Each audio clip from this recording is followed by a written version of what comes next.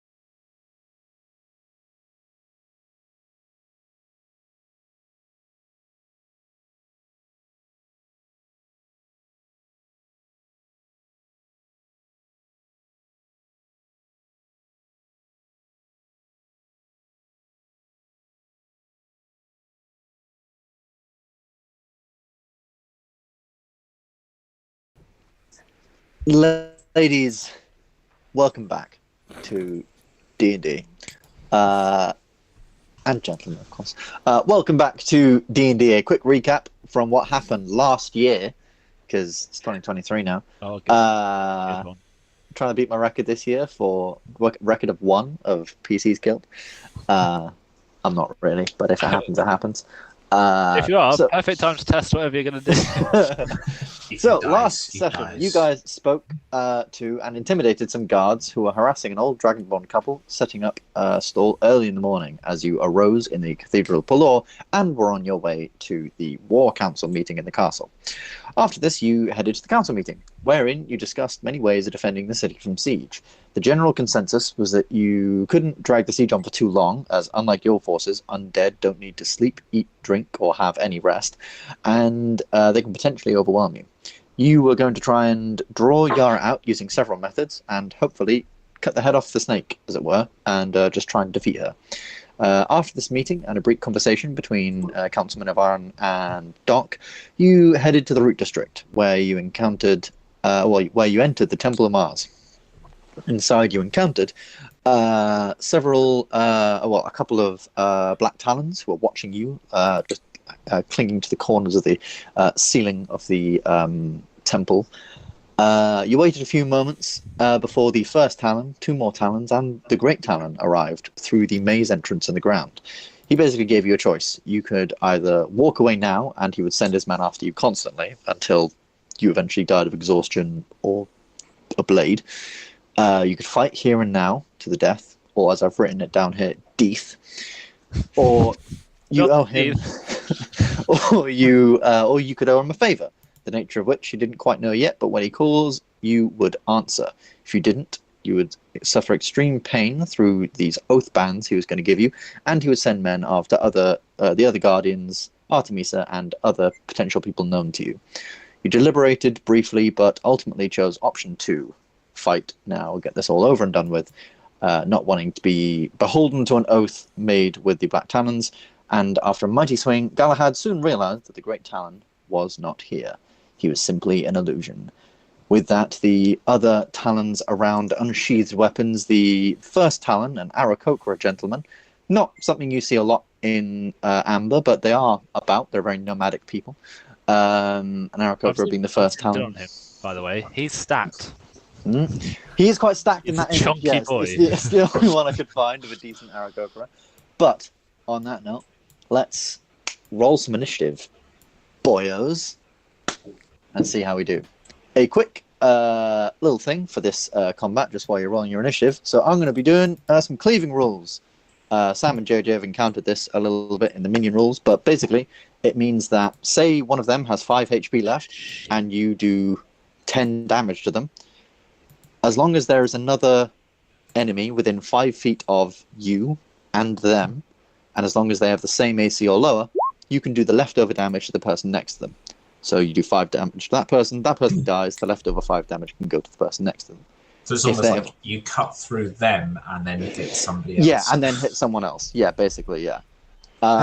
It's just a good way of, we've had a lot of instances where it's like, oh, they only had 2 HP left, but you guys used a smite on them or a sneak attack on them. It's a good way of doing that. It also helps speed up combat a little bit. And, you can potentially get quite tactical with it. Like if you know one guy's weak, but there's another guy next to him, you can use a pretty big smite to try and hit things with that. This could be a little OP, so I'll expect you to say no, but what about area spells? Area spells already do an area. Yeah. Okay, so I guess it wouldn't really work. Would also I'm also going to do it for range spells as long as it's a range of like a straight line. So essentially a thing goes through one person and then into the other. So if like a firebolt hits someone, it would potentially go through them, hit the guy behind them for the remainder damage. I'm going to roll some initiatives. Luke, you got a higher initiative modifier, but do you want to just roll for it anyway? A what? You've got a higher initiative modifier, so you probably go first, but do you want to just roll anyway? Yeah. Alright. What are we doing? D6? Just do 20. Oh, you can do D6 if you want, yeah. Freak. Hang on a sec. Why can't I find my dice? Oh, it's considered. You are slowing up. To be fair, you're getting your 2s now, so you can get your 18s and 19s when you're hitting people. That's the dream. Yeah. It never fucking works, but it's the dream. No, hold on, I fucked up right in the initiative because I didn't see the docs. Doc was first out of you guys. So. Doc, the first Talon, beat you by 1. He had an unnatural 20, and you got a 19. That is very, very sad. Okay. It's alright, he'll go for Galahad.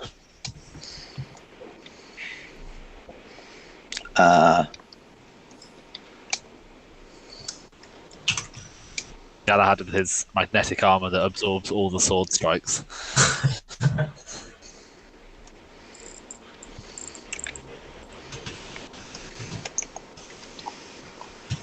And boom, there we are. It should be on the side for you guys to see there. So, first up is the first Talon. And he is an Aarakocra, so he's going to, as if you guys remember, sort of like through that whole sort of encounter, his wings were almost like half out already, like as if he was literally like a runner waiting to, go. His wings were sort of half out, ready to just like snap and send him upwards, and that's exactly what happens. He just goes up 20 feet into the air, nearly hitting the ceiling. The ceiling's about sort of 30 feet tall, and then he goes 5, 10, 15, 20 up in the air, and uses his assassinate feature against 2 people. So he went first in initiative. He has advantage.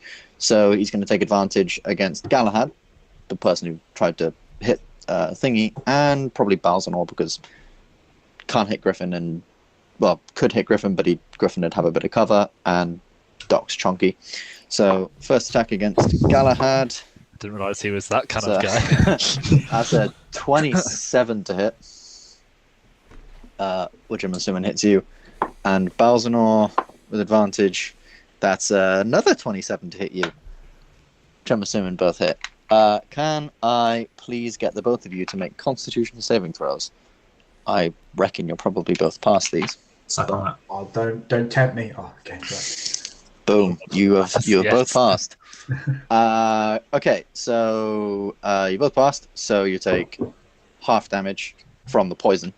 But so in terms of, oh, for fuck's sake, I'm gonna. Why did I run assassins? Too many dice needed for sneak attack. For fuck's sake. Ben actually decided that he doesn't want to get his dead PC count up.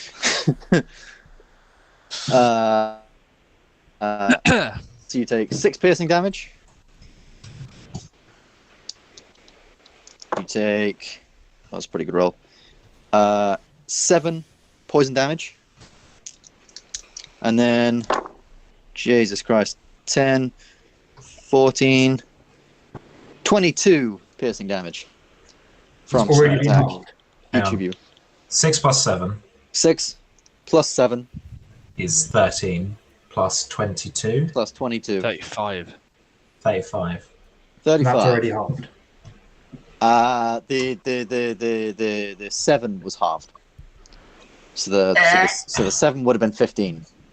Because the 7 is poison damage. The rest of it's piercing. Okay. How you both looking? Amazing. And then, as a bonus action, so that was with a. By the way, that was with a crossbow, a light crossbow he's got, and he loads it exceptionally quickly, giving you the thing that he could be a crossbow expert, one could say. And he's got the feat crossbow expert. And as a bonus action, then he just sort of like loads back, sort of flaps his wings once, and then goes invisible. Terrific. Oh, fabulous. What date move? Doc, you are now up. There is a Talon right behind you, and some of your friends have just been somewhat dicked by some of these Talons. He used assassinate.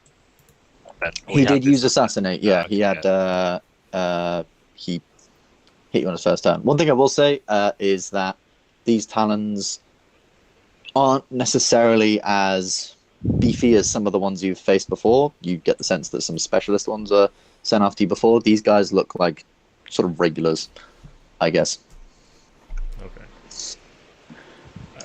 Right, I'm going to go down here and flank this guy. Uh-huh. And then I'm going to shake his hand. Shake his hand. But I have advantage. Oh, Hey, there we go. Thank God for advantage. As you, run right past, he almost looks at you, but you manage to shift around, and Thank God that's holy a crit, fuck, otherwise that would be awful. 23. Yeah, that would be terrible. But I kind of forgot about this guy. He exists. he goes after or before you. You can choose. Damien. Yeah. You brought So Damien into his set. Yeah, Damien is being thrown in at the motherfucking deep end with this one. But you know what? He is absolutely all for it. Hey, if he wants to, if he wants to be a sun guard, he's got a, Well, yeah, you get the sense after sort of walking with him from the council meeting and stuff to here, he's definitely up for it. He does seem a little tentative and a little scared. He's only really taking care of thugs and bandits and whatnot, and a few minor cultists, but he's up for it. He's ready and raring. But yeah, that is a hefty hit to this guy.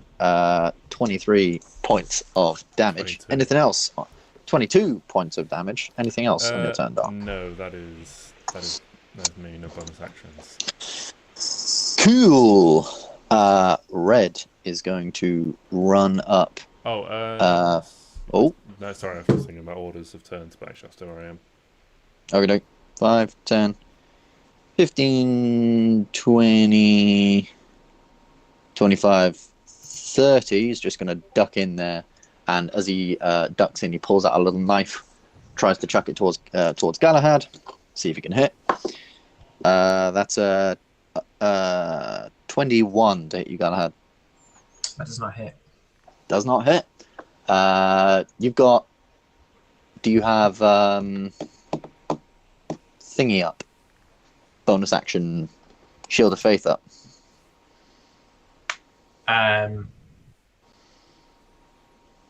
Come again. Hold on, so you've got plate plus 3 from your shield, which is 21. I have 22 because I also have the defense. Oh, yes, of course. I forgot about that. Yeah, so, really, really easily, dagger comes across and you just, bat it with your shield out of the air. Easy enough. His turn done. He's then going to try and sort of, duck in here a little bit and just take the hide action. That beats pretty much all of your things, so he is considered hidden for the time being. Then we go to Balzanor. I'm gonna look out. Suddenly changed my mind. I am going to cast Tasha's Otherworldly Guise and flight into the sky a bit. Coolio. This guy will get an attack opportunity on you if you move away from him. Yeah. Well, I'll be going away anyway, so yes. Okay, cool. I use my spells, so I can't disengage. So yeah. 23. That might hit. Oh, I believe it is a bonus action. Then yes, I will take the disengage action. Thank you, JJ. Okay, cool. Sorry. I've always been surprised that it's a bonus action. Whenever you've done it, you're like, I'm going to do this and then that, and I'm like, what? Yeah. So it's stuck in my brain. It's pretty cool. Cool. So Tasha's Otherworldly Guise, huge feathers, feathery wings rather, not just feathers. Emerge and you take off into the sky. How high are you going up in the sky? Let's go about 20 feet. 20 feet into the air and just over there. Yeah, that's perfectly fine. Next up, I believe, is blue. Blue is going to do a similar thing to red. In fact, the exact same thing. 5, 10, 15, 20, 25. Wait, no. 5, 10, 15, 20, 25. 30. He can only get there. That's depressing. In which case, he'll throw a thing. Let the d20 go. Throw a thing at Galahad at the front of the back. Why not? Like your positioning is always fantastic. that's a natural 20. But these guys aren't the chunkiest of dudes. So 2d6 for the blade, and he's just a fairly basic Talon. So it's 2d6 plus 2d. Well, one d6 plus the other d6 for the crit plus thing. So no, sorry, these should be d4s. I was going to say, what are they chucking? That's a... There's plenty of things you can throw as a d6. So it's 3 plus 2, 5 plus 3 is 8 piercing damage. Is it? Plus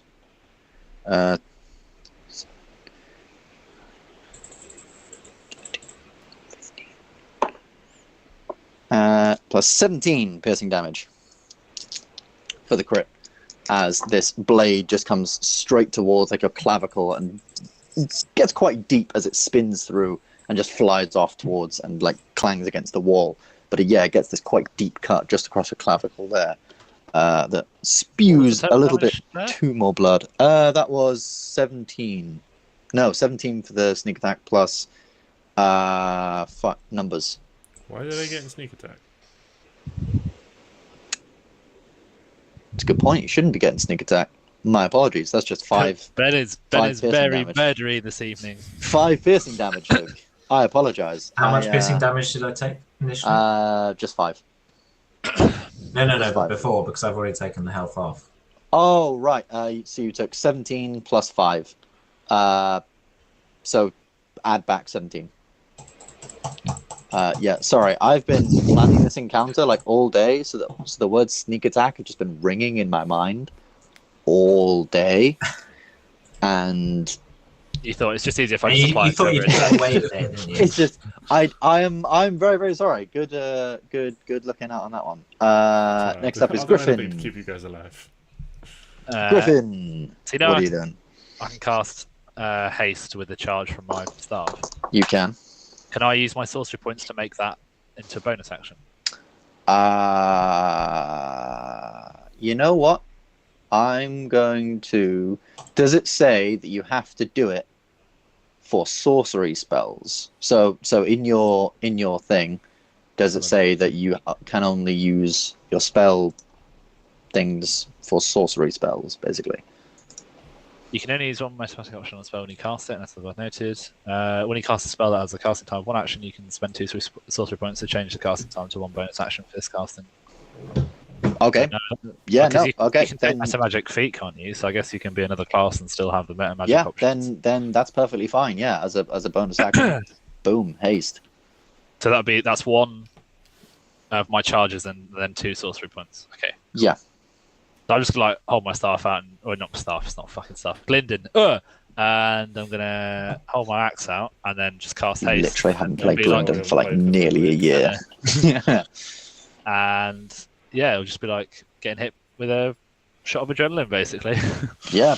pretty much. It's like you just like spin your blade a brief bit, and you just hear this like whispering through your ears as suddenly, almost like time slows down a little bit around you as you just like suddenly fancy axe gives you wings.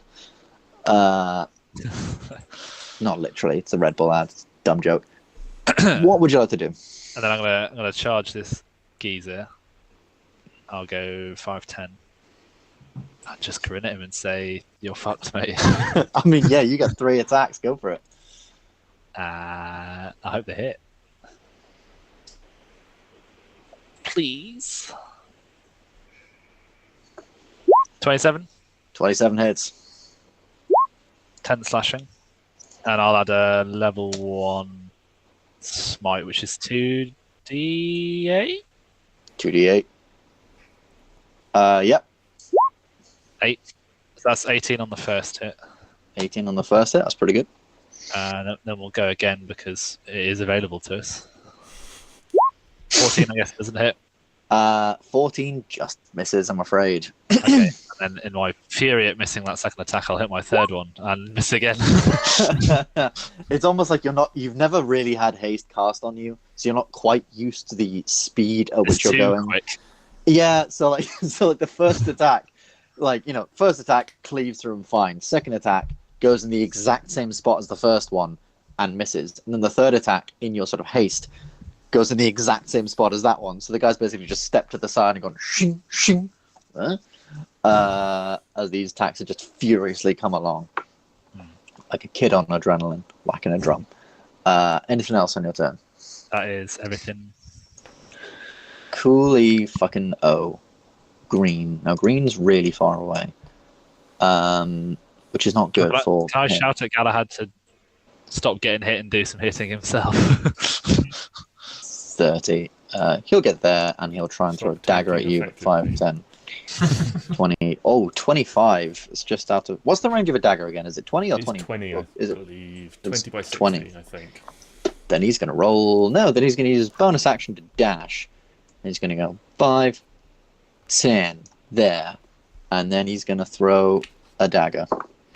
But he gets a 2.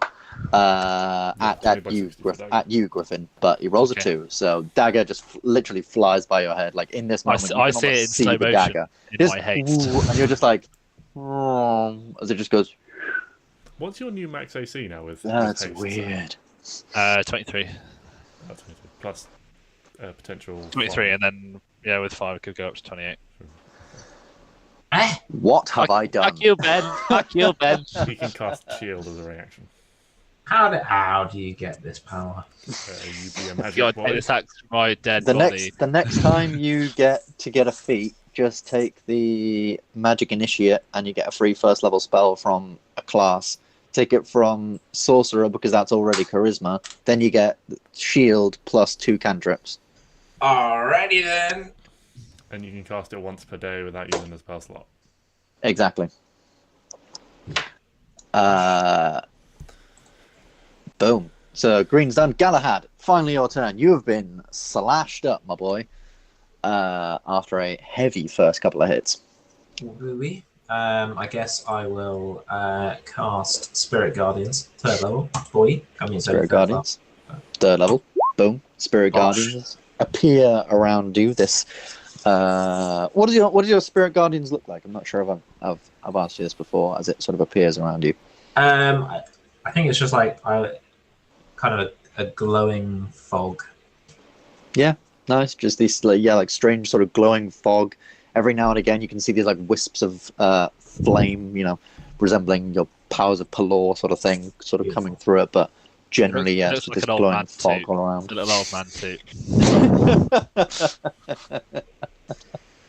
I love it. If what is a 15 feet? 5, 10, so 5, 10, 15. Ooh, green is just out of it. Boo. Red is just out of it, but orange is in it, so they will have to make wisdom saving throws on their turn. Okay, well, I'm going to move, step up to green. Okie dokie. Sweet.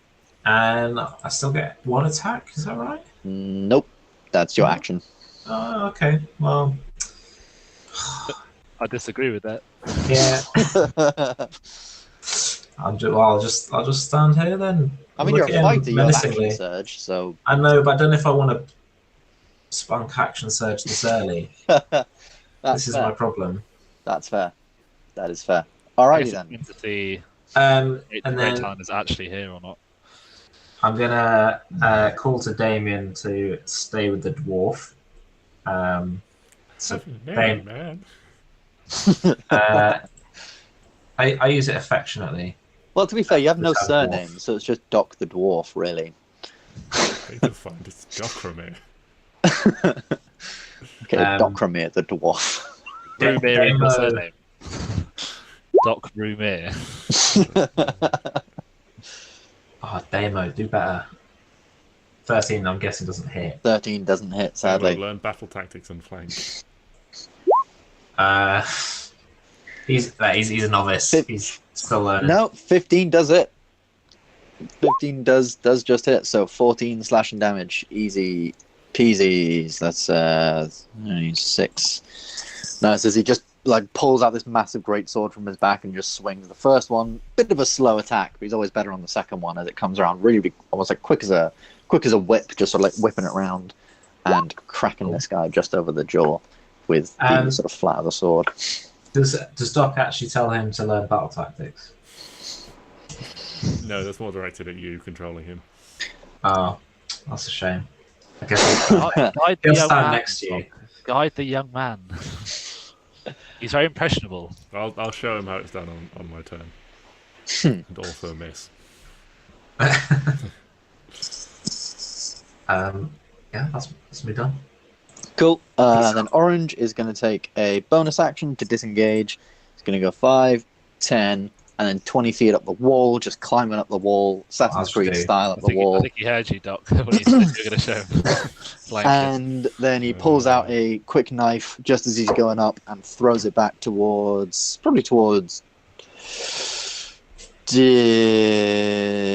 Doc. So leave Damo alone. He's only a kid. And that misses with a 9. I just got to deal with something really, really quick. I'll be back in like 2 seconds. Hold on.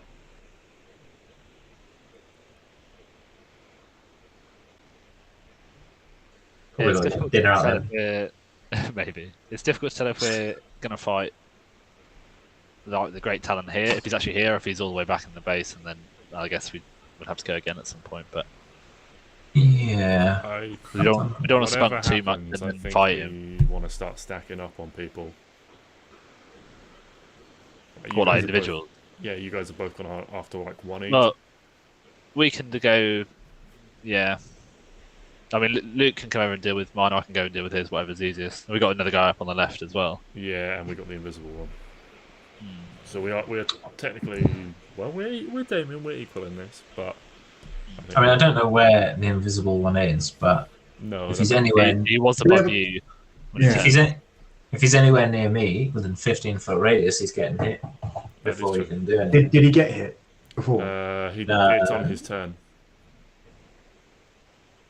Yeah, but did you not cast it already? It's on his turn. It's when he starts his turn. I see what you're saying. Sorry. That's all right. He's not been hit by anything else.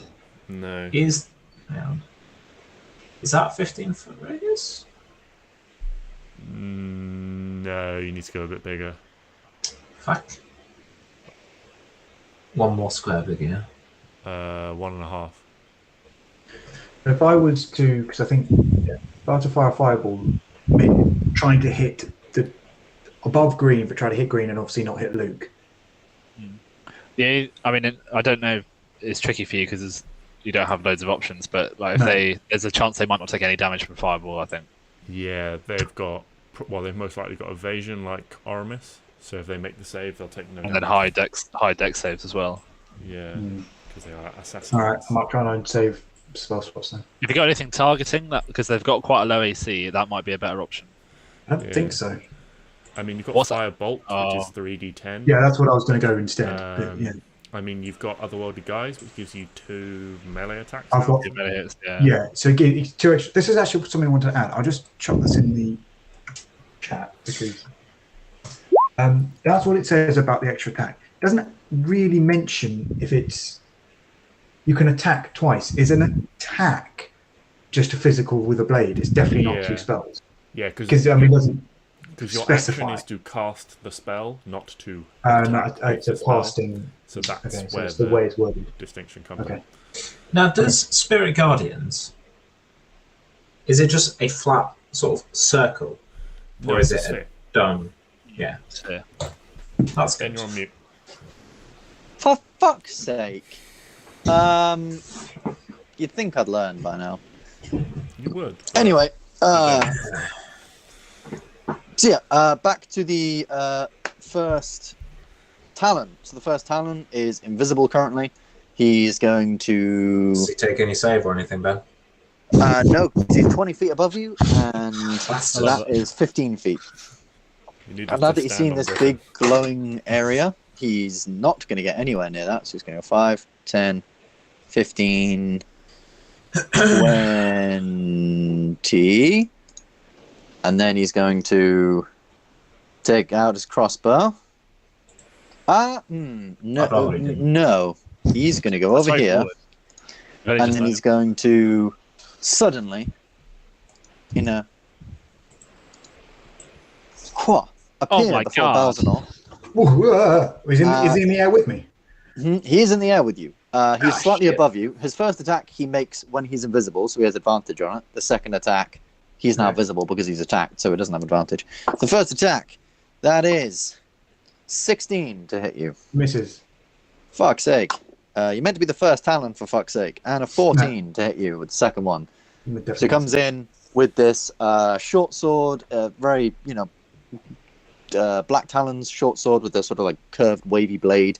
Comes in, just slashes at you in midair, but you've got your large, you've got a great club.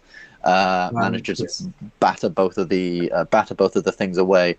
And then as a bonus action, he goes invisible once. More. That's it. He's invisible now. Doc, you're up next. Okay.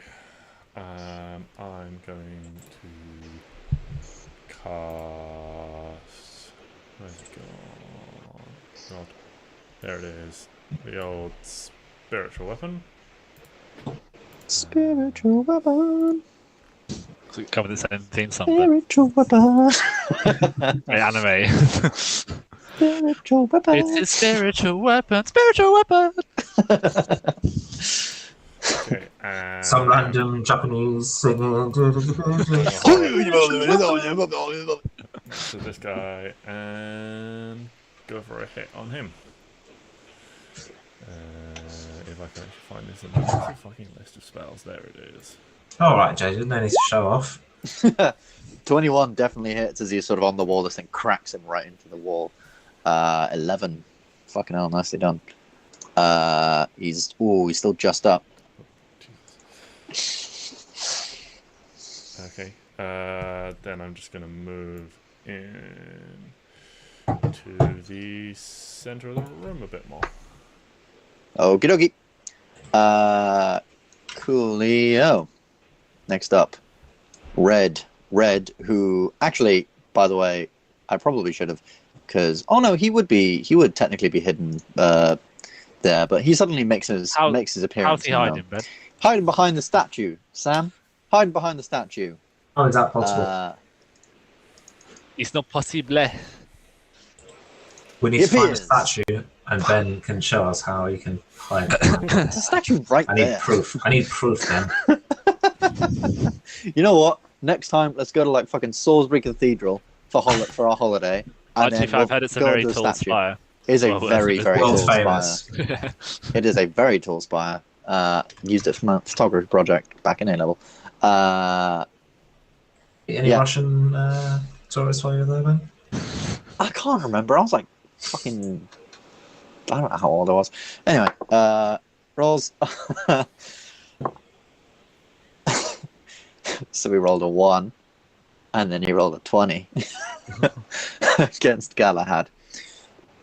That's a real big move. I'm so sorry. Like, why are you min-maxing like that? I'm not. I swear. He's teasing you with the left hand, and then with the right, he just stabs you in the heart.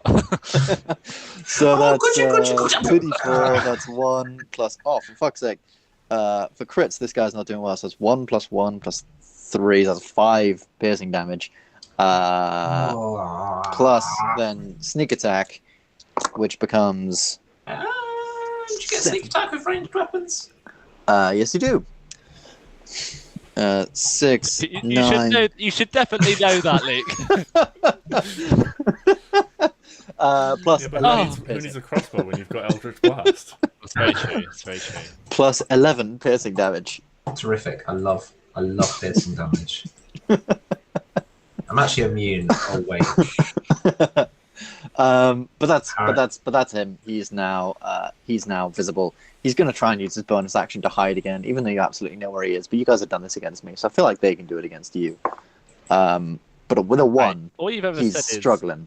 All you've ever said is Oramus is hidden to his mind, to his knowledge. Yeah. That's what was that? Yeah. Fucking. Anyway, Balzanor, it's your turn. Let's go. All right. So there is an invisible entity potentially still within 5 feet of you, just above you. So he's still there. I thought he would have fucked off. I mean, he might be still there. He might not be. That's where you were attacked from, is what I'm saying. Because I would have assumed he would have just gone away. Ooh, you would have pissed off Ghost. But I tell you what, I will. He was here before, wasn't he? He was that square. Yeah. Let's give a whack with my great club just to confirm my suspicion. Yeah, you have 2 whacks now, so I do have 2 whacks, which is why I'm whacking with the great club, not using a spell. Fantastic. Go for it. Cautionary whack. As you swing your great club, you do catch the legs of a being. And unlike the actual invisibility spell, this is where you surmise that this is more of an ability rather than a spell, an ability of one who has become one with the shadows almost. As he is hit, there is no concentration save, he just appears. Well played, Matt. So this guy Hit his shins. appears before you, and roll damage. Oh, Ooh, very nice. 16. That is some fucking good damage. Max damage on that. 16 as you crack against this guy's legs, and he just almost like spins out in the air for a little while, not quite realizing that he's become visible again. He's a bit above me because you said I got his feet, right? He is, yeah. Okay, well, I'm going to fly up and hit him again, making sure... not that it makes any difference, but making sure I'm on the same height. Alrighty, go for it. 17, however, just misses as you fly up. So you cracked his legs, and then you try and fly up for this uppercut. But with his wings there, he just sort of flutters back just a brief second before your club would just interact with his beak and potentially smash his beak to pieces. But in your rage of going up, you were a little bit too sort of wild to your swing and just missed. Anything else on your turn? Any bonus actions or more movement? No, I'm hoping I'm engaged here, so... Oh, congrats. Cool. I'm hoping he doesn't disappear. So. Coolio. I'm actually just going to move the He's engaged to Council initiative tally or Council Lady down. Edith. Damn it. Blue. It is her, but it's Blue's go. They need to make a whiz save. Am I right? That's fucking 6. So roll Spirit Guardian's damage. Big damage, Luke. Big damage. 3d8, isn't it? I don't know. It's your spell. On a failed 3d8 save, the right. creature takes 3d8. Yes. Boom. Big 8s. We want to see some big 8s. Boom. 554. That. Not bad. How's 14, 22. He's looking okay. I don't suppose these guys take worse. any extra damage because it was like radiant or anything like that. No, they do not. For once, That's you're a fighting shame. living things. Oh, God Does the Radiance not judge his necrotic soul? damn. Yeah, exactly. Hey, Thank you. who says the Black Talons are bad people? All of their dead. All of their murdered people. Maybe they were killing for good causes. You don't fucking know. Yeah. We'll write the history. This is the way. Absolutely. So, on his turn, he is taking this damage, and he's really annoyed he's taking this damage, but he's still engaged in conflict with Griffin. So he's going to try and... This is not where Glyndon... This is not where Glyndon wants to be in this battle. An unnatural 20 to hit, which misses. No way. Like he thinks it's a pretty good attack. He even like uses the wall and jumps off the wall, but you just you're like waiting there for him to get to you as he's fallen through the midair, trying to get to you, but you slam him off your shield. He kicks off the wall. You hear a very quiet Talon assassin, parkour. And then he's going to disengage and go 5, 10, 15, 20 to here. I'm excited for a second because I think with the Sentinel feat you can still strike someone if they disengage, but that's on Giri. Yeah. Yeah. So that's blue. Griffin, it is your turn. You've just been struck, but then your quarry has run off. 5. What would you like to do? I'm going to help the old man. Cheers, geese. Cheers, geese. I'll go here. Yeah, you have like double movement now, so you could get there easily. Yeah, I've got 60 feet of movement. God. My name is Griffin Asahi, and I'm the fastest man alive. Right, let's hit this guy. Hit him. With advantage. With advantage. My best friend. Flankety poo. Galahad. Ask for a natural 20, get a natural 20. Am I right? Oh, that's 31. Oh, 2 19s. 2 19s, that's so sad. But yeah, that hits. Absolutely, that hits. 10 slashing damage. Missed the consistent. Is a terrifying day. And then we'll go again. Go again. Oh! Hey, there it is. Natural 20, let's go. Oh my lord, that's a lot of damage. 22. 15 plus 7, 22. So he's taken 32 damage so far, and we're gonna, because it's a crit, we're gonna whack a smite on this, of course. What level? Level 2. Level 2, go for it. So that's 3d8, but it's actually 6d8. Yeah? Yeah. How's that work? Yeah.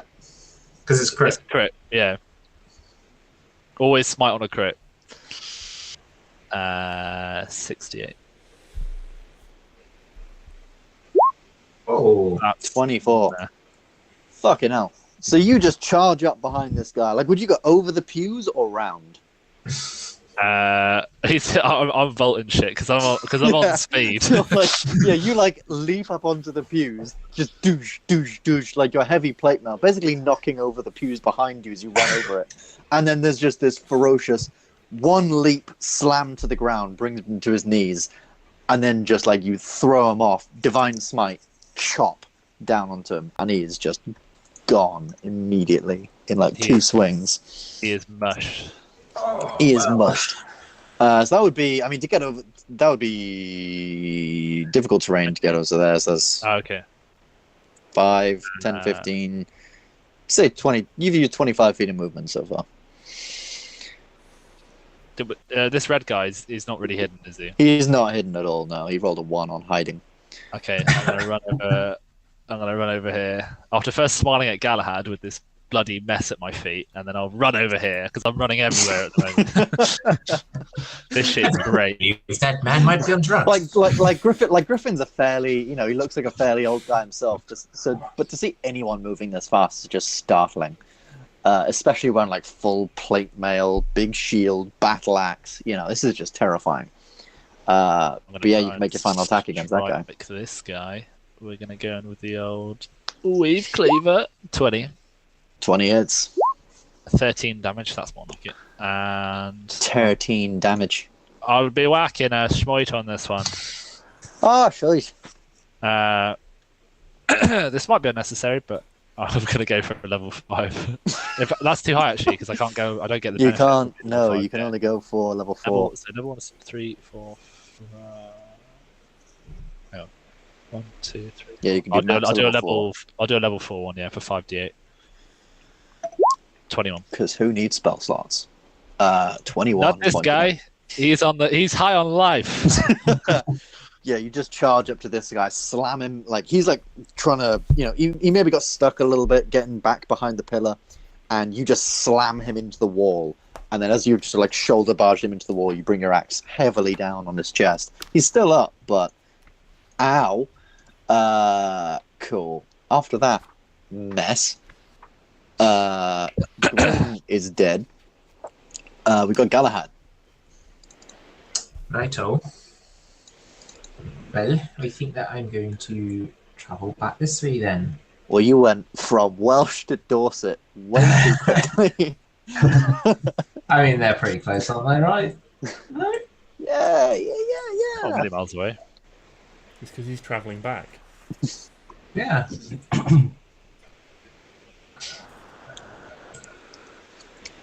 I guess I'll come up a bit.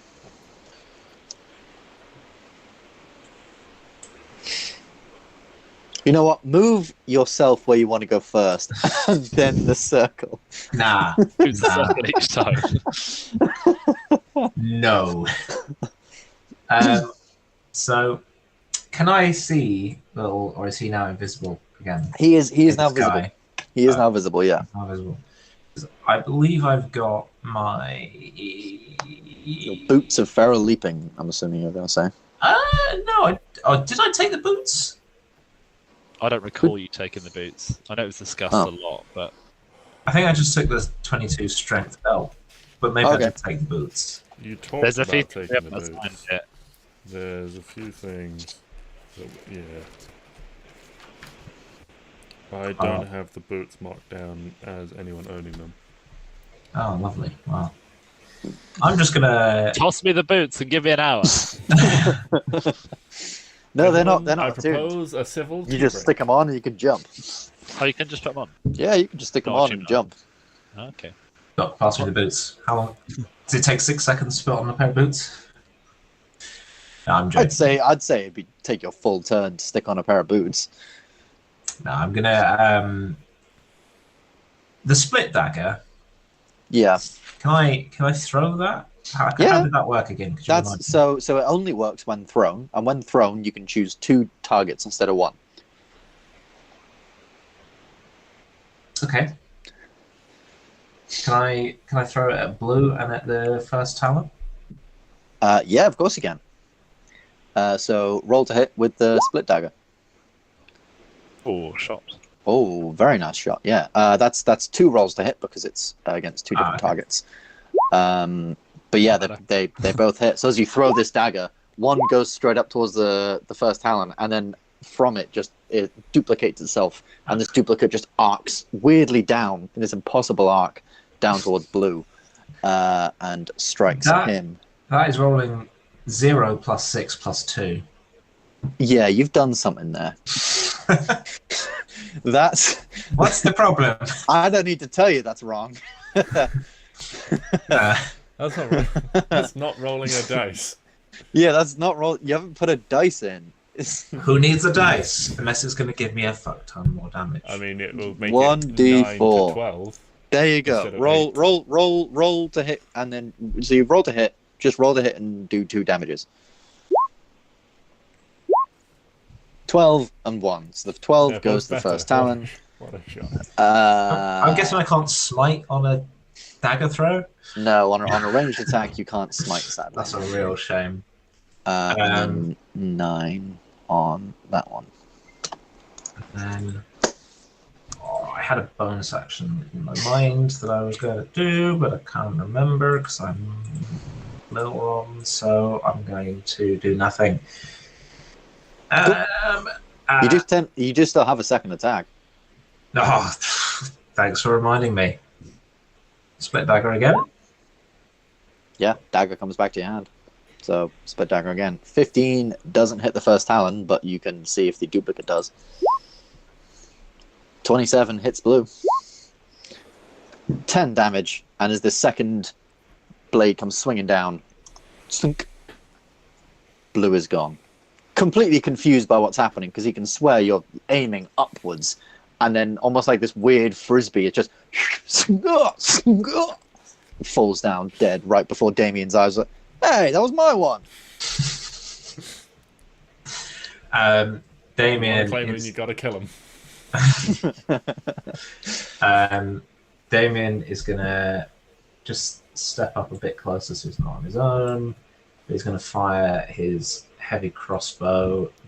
On the meat of a paladin sandwich. Don't you love it? If I had that much bread and that little meat, I'd be very disappointed. Hey, he's a dwarf. That is a meaty. That is like a hunk of beef. It's a short bit of meat, but it's fucking fat. Those, like, he can only attack once the They're crossbow, like because the tall. crossbow is loading, so you can only do one attack. Okay, right. Well, But fine. 23 hits. Who was he hitting with that one? That was first Talon. First Talon, 12. You know what? Because I've only now remembered he's got it. He's gone uncanny dodge that. So for 6. Bloody uncanny dodge. What a joke that is.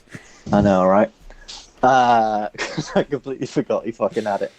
Right, Orange is up. Orange is going to just... Does he need to take some saving?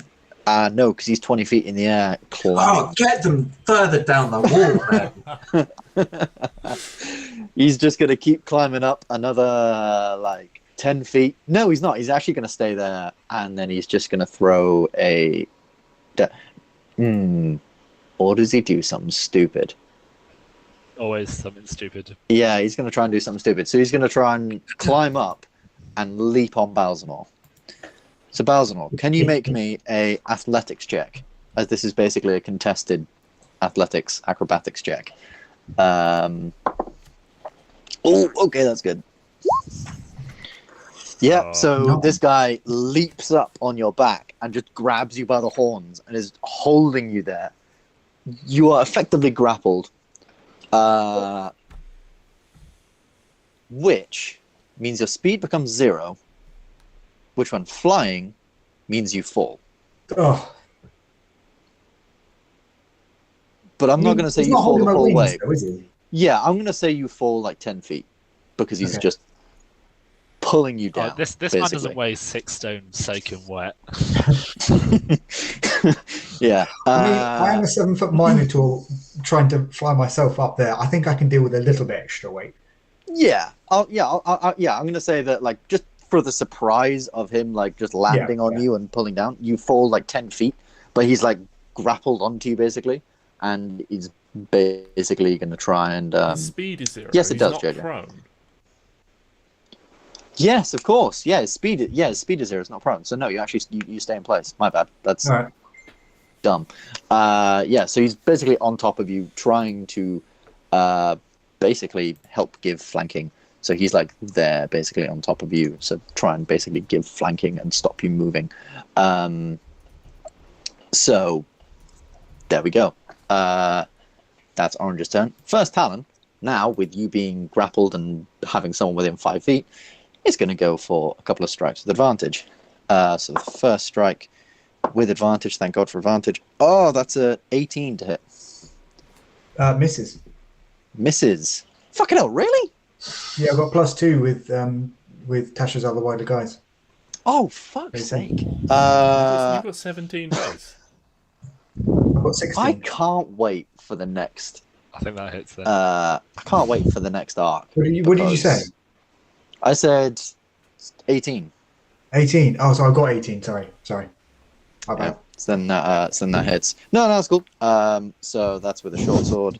Ben ranting about going into the next arc. And then... Oh, no, it's fine, actually. It's fine. Can't wait till it actually hits you guys. So that's 9 piercing damage. Can you make me a Constitution saving throw? 15 just passes. And then he gets sneak attack, so he gets lots more dice. But those dice haven't done him any favors. Plus 10 piercing damage. 19 damage overall. With his first attack. He does have a second attack. Can't sneak attack with it, but he does have a second attack. 18 crit fish. Nope. 18 plus stuff. 18 hits you anyway. So that's just 6d6. So that's 3 plus. That's 7 piercing damage. So overall, 26 piercing damage. Hey, look at that. 44.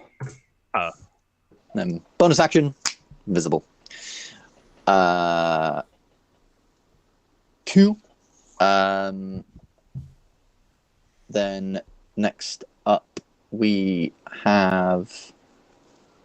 I can read. Doc. Okay, I'm going to move my thing over and try and get this guy off Balzanor. Okie dokie. 16 to hit him. 16 does hit. Okay. 7 damage. Yeah, and as this thing sort of flies up, conks him over the head, it knocks him out, and then he just falls, and then you just hear this crunch as he hits the ground. As he was pretty hurt. He was pretty hurt.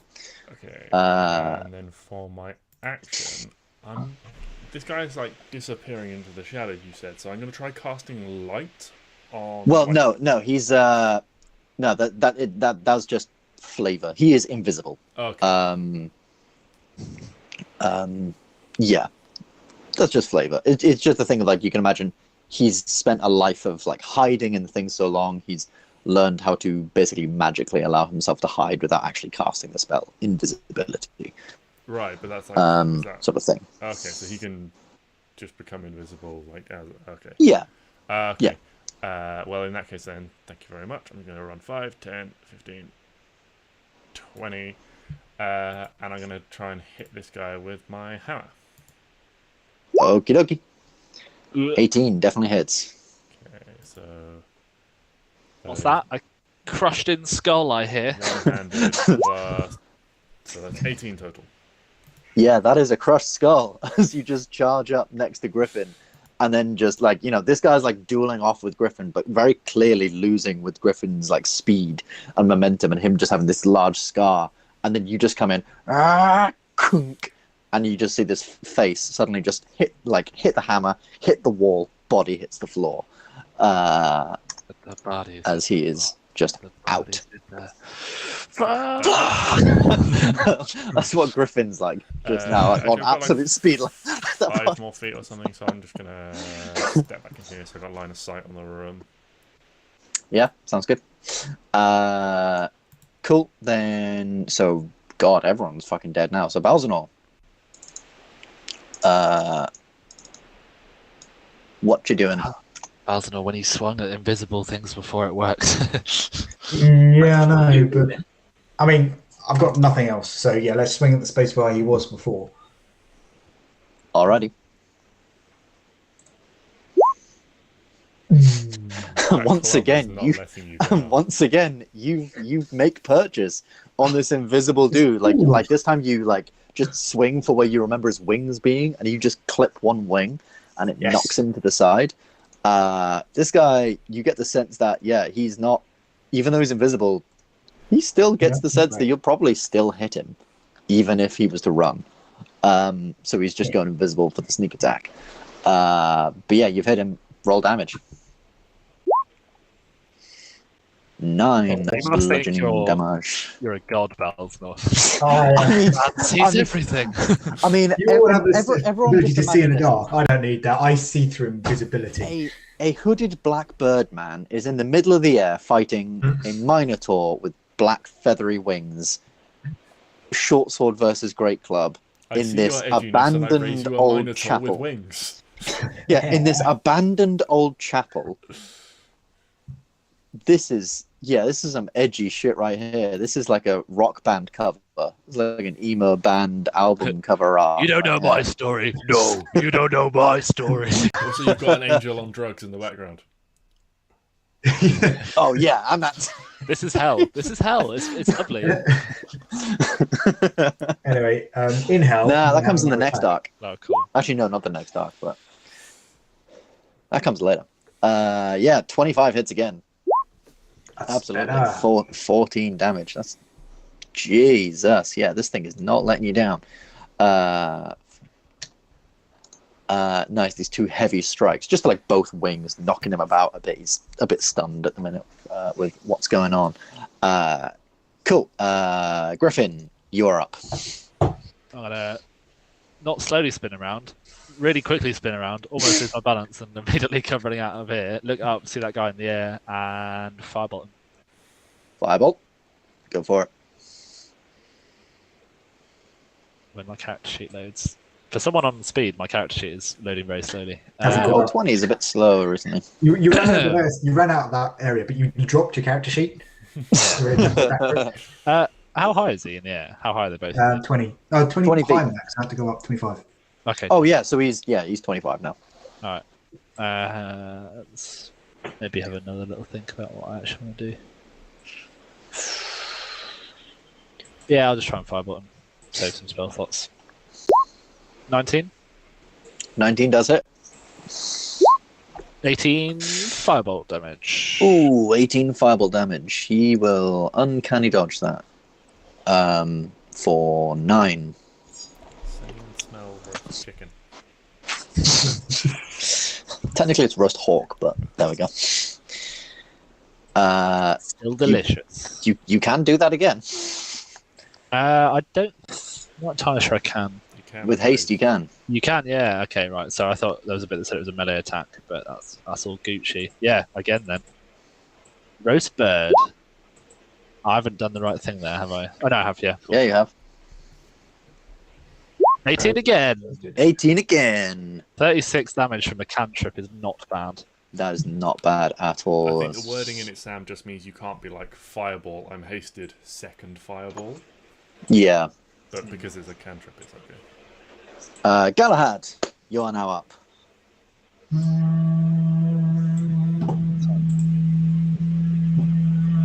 Galahad's hung on the phone. Split dagger. Split dagger. 22 hits. Yeah, hits. Can I do 2 into him? No, they have to be different targets. Alright, well, I haven't got any range, so it's him. 11 damage. And then I guess I'll use my second attack to chuck that dagger. Bless you. Thank you. And with this, Oh, the dagger comes. The first attack hits him. Second attack, so like it comes back to you, and then just sink. And then slowly he just falls, twists through the air, and just crunch as you strike the cold stone floor. I would like to cast Ow. Aura of Vitality. If I may. Yes, heals, please, Yeah. very much. Okay. Of course. Alright. Yeah, the area goes very, very quiet. There is still just the open hole over there. You guys can do whatever heals and stuff. you Okay. want. I will tell you now that I haven't taken a hit, so everything to everyone else. Yeah. I need so 60. You need 60. What it actually says was, Okay. I'll tell you now, I haven't actually taken a hit, so everything. So 3 on all of these. Oh, go scout out of the church. Look around for you. 8, 10, I need 18, 71 if plus it's possible. 11, 29. While he's healing them, actually, Ben, can I go have a look? 61. Another 11 is 40. Yeah, Plus yeah, of course. Let's just leave him 13 heal just so that we're not 53. talking over stuff. And I'll come back to you in a minute. You've got 53 there, Luke. Okay. Balzanor, 10, 14 is 24, plus 9, 33. 33. 14, 47, plus 14, 50, 61. And that's me. I'm out. That's all 10. That's literally the exact amount I need. Thank you very much. Okay. Boom. There we go. So, all this healing is being divvied up.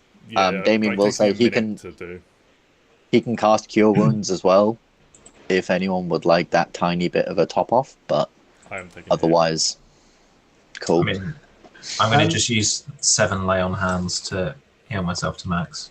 Yeah, that's cool. I've just asked. Okay, that sorry. was about a minute then, yeah. Yeah. That was about a minute. So, Okay, so I'm coming out the sky. Yeah. Safely. Cool.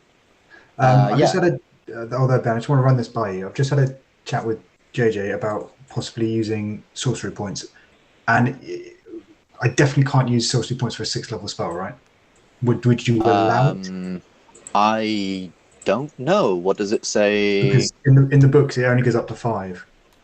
D&D sorcerer subclasses. Then Up to 5th level spell. No. If it says up to 5th level spells, then no. Sadly, not. You wouldn't be able to do that. Okay. Just thought I'd run it by you, just to see if you were willing, but that's fine. No higher in level than 5th. So yeah, no, sadly not. You can get another 5th level spell, but That's okay. Cool. As that was all going on, yeah, Griffin, you went over and you started investigating. So just roll me. I'll say you're hasted, so roll me investigation with advantage because you're. You would essentially get 2 actions per turn, so you get to look around twice per turn. So it's easy to give you advantage. Find me that passage. Yeah. So the passage is literally right there. It's that big black hole. They didn't see it behind them. They didn't see it behind them. Best nat 20 ever. Best nat 20 ever. And then, so you're looking around. It looks fairly well used. There must be some impressive mechanism behind it. Just like investigation check, looking around, you almost immediately identify that it's the hands of 2 of these statues. That their hands, they have sort of blades in them. These 2 statues of warriors that are slightly sort of on like crossed guard. It basically, changed the hands. So if you turn the hands, both hands, the door opens. This thing must have been built a very, very long time ago. Otherwise, yeah. And then about... You don't find sort a of holy avenger behind an altar or something like that, yeah? No, sadly not. And then sort of soon after that, you are just suddenly so lethargic and you have to sit down and you're exhausted because you are stunned at the end of haste. You just become stunned. Okay. Are we going down here? I feel like that's our only option. Otherwise, we're essentially taking option 1, I believe, where we get hunted. Damien sort of points out, anyone want to look through these guys? I mean, they're assassins. They've got to have some money or something on them, right? Or no? We don't pillage the dead unless they're extremely wealthy. I mean, yeah, I guess that bird guy might have something interesting. Yeah.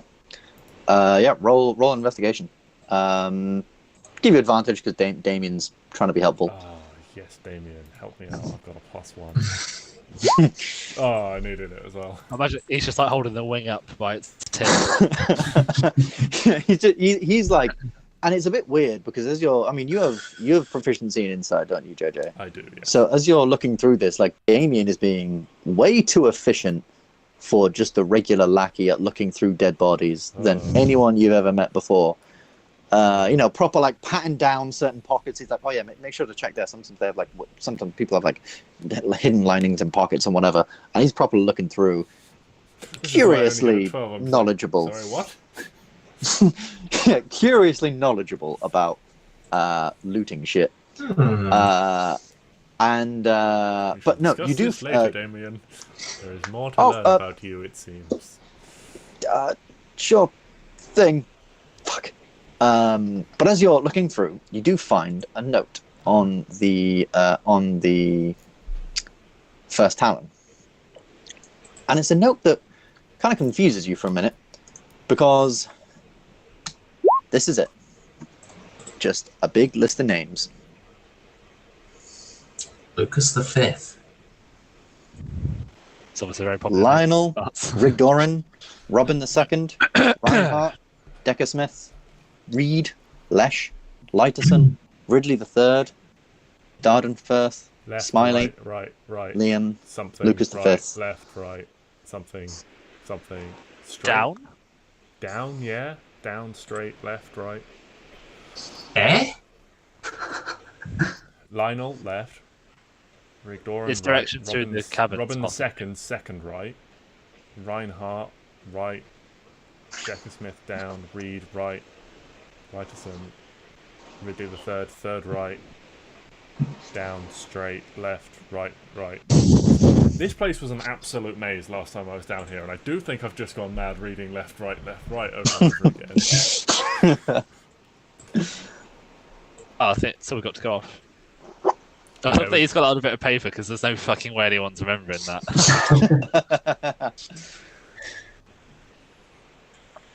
Well, when we get to the first split, is there going to be one that doesn't have any imagery on it, and then one that has like a little World Cup for Lionel? No. No. Okay.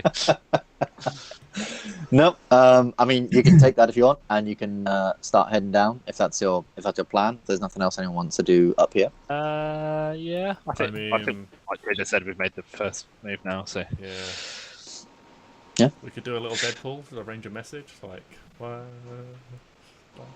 of them. No, what's the... What the fuck, man? I'm sorry, I'm just really happy to be playing D&D again. I'm not quite in character at the moment. Well, let's go. Let's get lost in some caverns. We will head down into Is this the a maze. good time for a break? I was literally just about to say that. No. Yeah, if people want, we can take a quick 5-minute break now, and then head down deep into these catacombs when we return.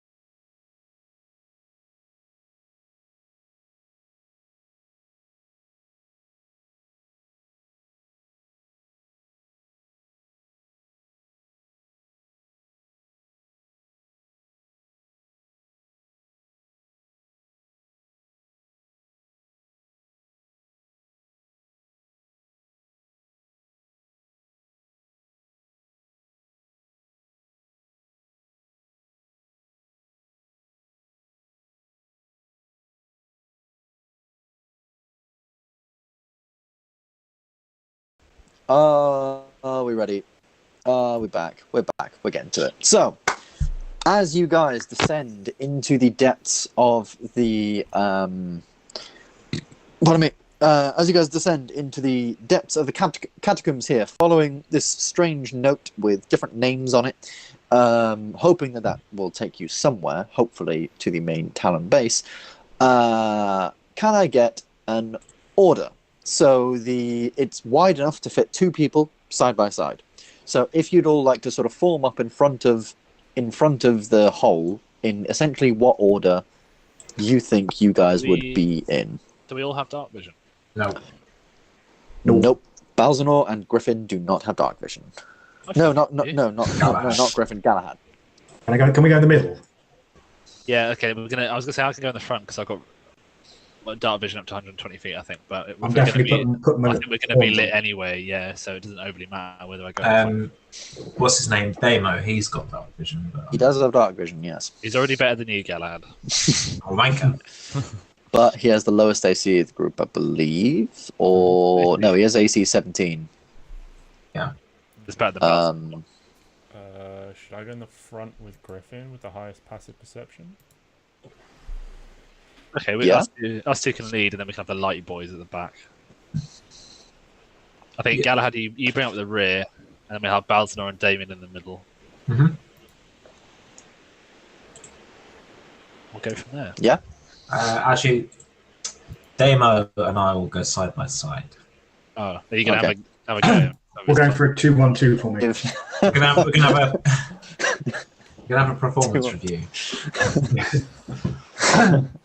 I'm just bossing the midfield. It's fine. Yeah. Balzanor's just like, oh, finally, some fucking room. Some room to breathe. Just gonna stretch down. Cool. So yeah, with you guys essentially walking sort of like that, then basically, walking in that sort of formation. Cool. Cool. So you begin heading down and head off into the maze. Once again, the maze is it's really fucking boring and really, really tense as well because it's just long straights of it's like a sort of 6 by 6 foot. 6 by 6 foot sort of like wall or whatever. So some of you are having to duck down a little bit. 7 by 7 really, because there should be enough room for you to stand. And you're sort of walking down this place, stone brick sort of on all sides. Very sort of very, very basic dust sort of everywhere. And yeah, it's very, very creepy, and you're just sort of like edging along, making sure to check corners before you go around them and things like that. Is there anything anyone would like to do as you're walking down? Anything anyone would like to say or speak about or anything like that? Or are you just continuing? Keep it out for stray talons, I think, but I don't know if we talk. We've got light going, and we are the clanky boys, so a stealthy approach is kind of out of the question. I wonder if we want to try marking some of these turnings as well, just on the off chance we get lost. We can at least potentially find our way again. Yeah. What's old Arsenal items?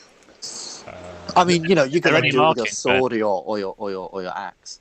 Is there any marking there already, or is it just from where you guys are heading at the minute? No, not really. Maybe later on down the way, you maybe see, like deeper into the maze, you might see a marking or two, just a random little scratch. None of you speak Thieves' Cant, or none of you really know anything about any of that sort of stuff, so you're not entirely sure what it could mean. But but no, not anything of significance, any symbols, anything like that.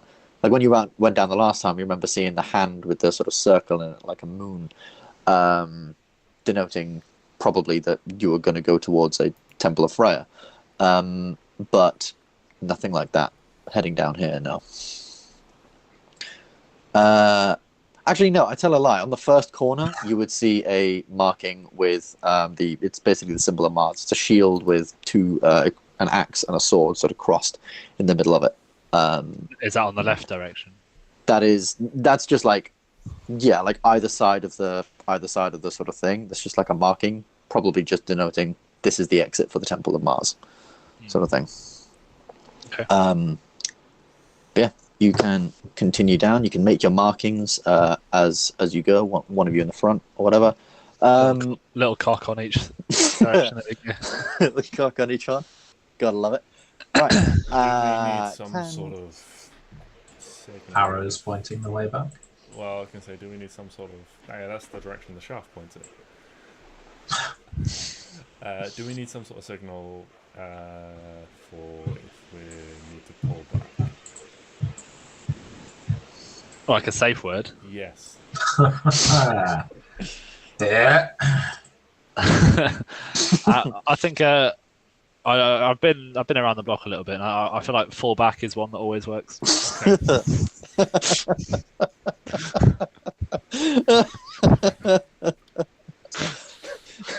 You look over to my group with JJ's thing, and our safe word is boogaloo, and we were thinking of Jenga, croissant, all that sort of stuff. We're like, no, but what if we actually want to play Jenga? Can't use Jenga.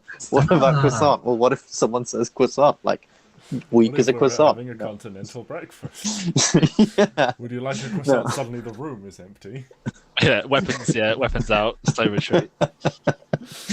Yeah, I think we'll stick to the fried breakfast. Yeah. Okay. So continue down the way. Can I get everyone but Balzanor? Because Balzanor, you're in the middle. You're in control of the light. It's it's not hard to see past the people in front of you, but the people in front of you are, and the people behind you, that's their job is to look ahead, to look behind. You're here to just sort of central defense, always keeping an eye out for both of them. So can I get everyone but Balzanor to make a perception check? Oh, well, no. I'm going.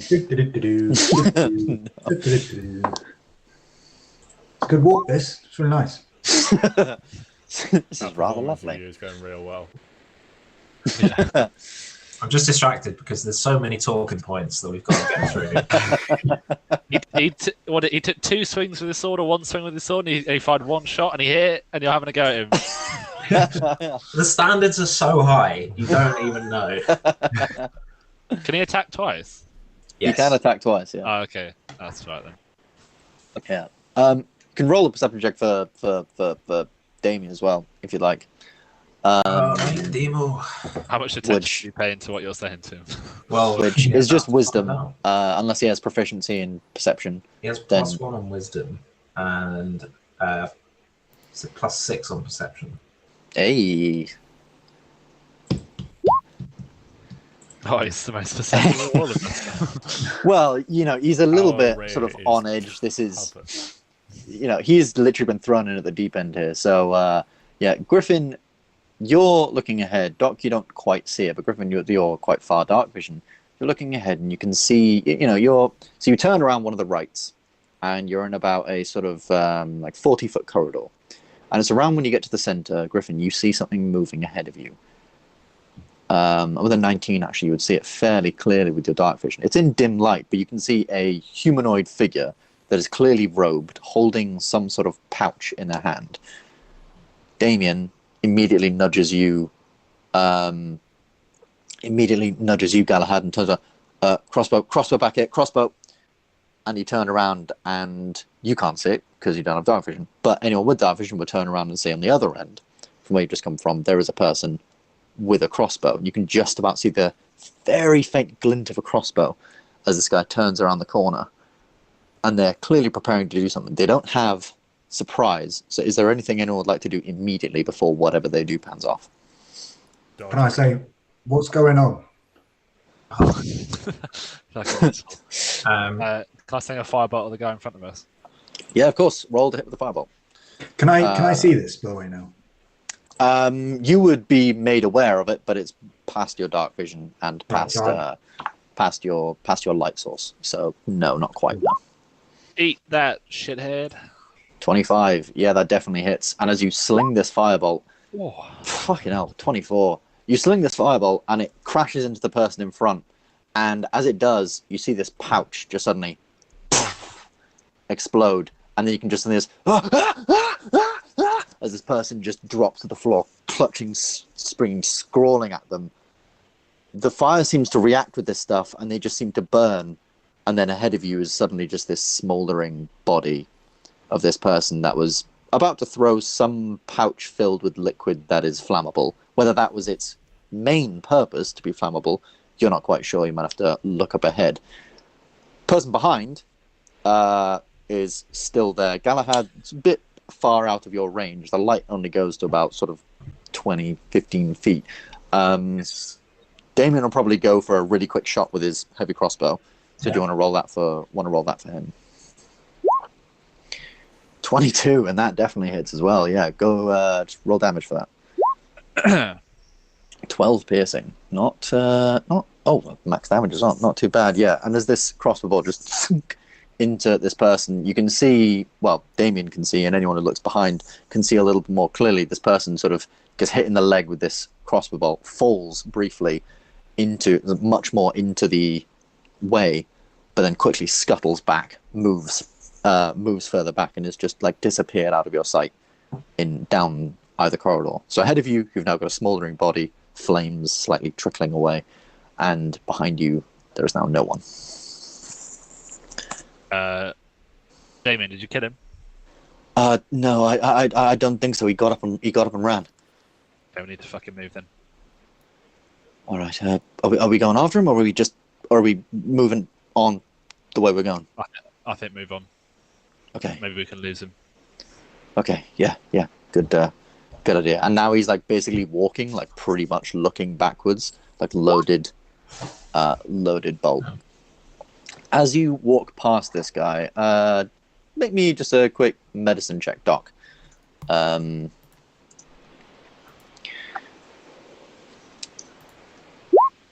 27. He's 27. Dead. He is definitely dead, and the pouch he was carrying, though the substance was flammable, you can see that there's a lot of corrosion around some of his armor. This guy was wearing studded leather armor, yet a lot of the studs are now corroded, missing, and basically gone. This guy was clearly carrying some sort of bomb that corrodes both, skin, bone, and metal, potentially trying to somewhat reduce your AC as well as dealing some hefty acid damage to you. You can imagine then that the plan was to throw the pouch at you, and then the guy with the crossbow would shoot the pouch in midair, would explode over you, and bad things would happen. But you managed to avoid that. Moving on, you continue down the way for a little while. It's sort of about 20 or so minutes of just constant walking, constantly on edge. 20 more minutes. You've already walked about sort of half an hour up to this point. But ahead of you, you suddenly see a portcullis.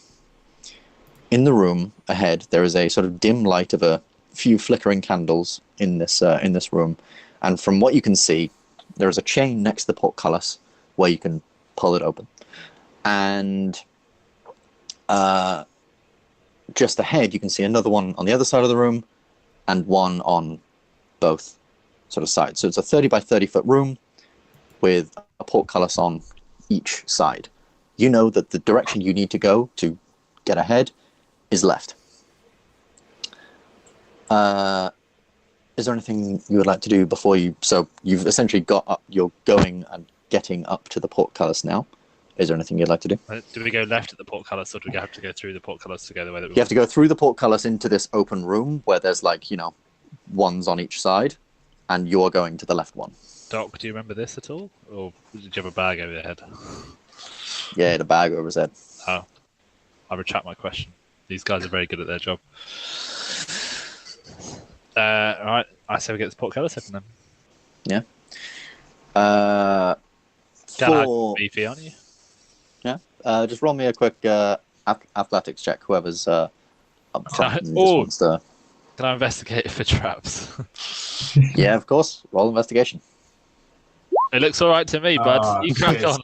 Yeah, looks all right. You quickly check out the mechanism. Looks okay. And Galahad, with your new belt, you just very sort of slightly smugly walk up and just with one hand, and just with one quick hefty pull, just thing lifts to the top, Very, very, very easily. It lifts very, very slowly, mind you. You pull the chain, and that's connected to several mechanisms, which means it doesn't pull as fast as you'd like it to, but it does get to the top. 1-to-1 ratio.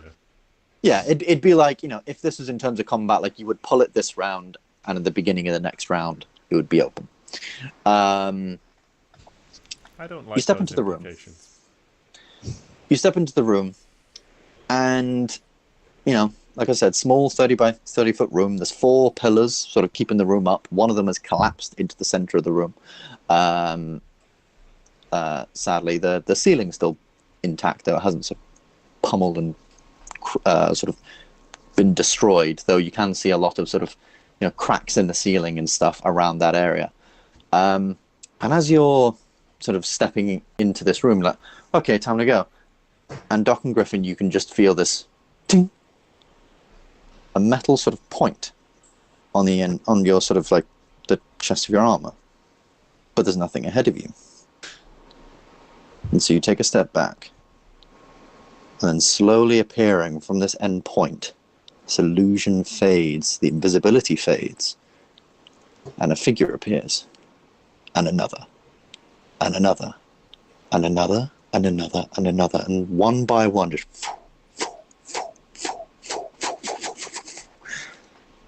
about 20 or so figures in this very small, very compact room appear. Each of them are indeed Talons. They wear basic leather armors, and some of them don't even have the curved blades yet. They still just have the basic blades. These are Talon regulars, not the kind of guys you've seen. They would have sent maybe a few of the higher ups after some of you guys. But a sizable force nonetheless. And if I just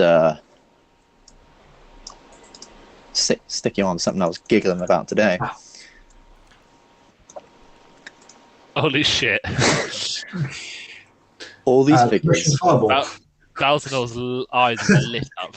Actually, I'd say that these guys would have been here pointing their blades at you. Each of them stand still and sort of glaring at you. These 2 short swords still pointed at you, and this like blue-yellow just stands up on the broken down pillar here. It's about sort of like 3 feet in, actually no, it's like 5 feet in height. He like leaps up onto it. And he says, hold on.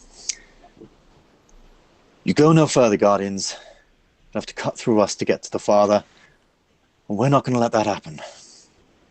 There's a sudden grumble amongst the group, signifying their agreement.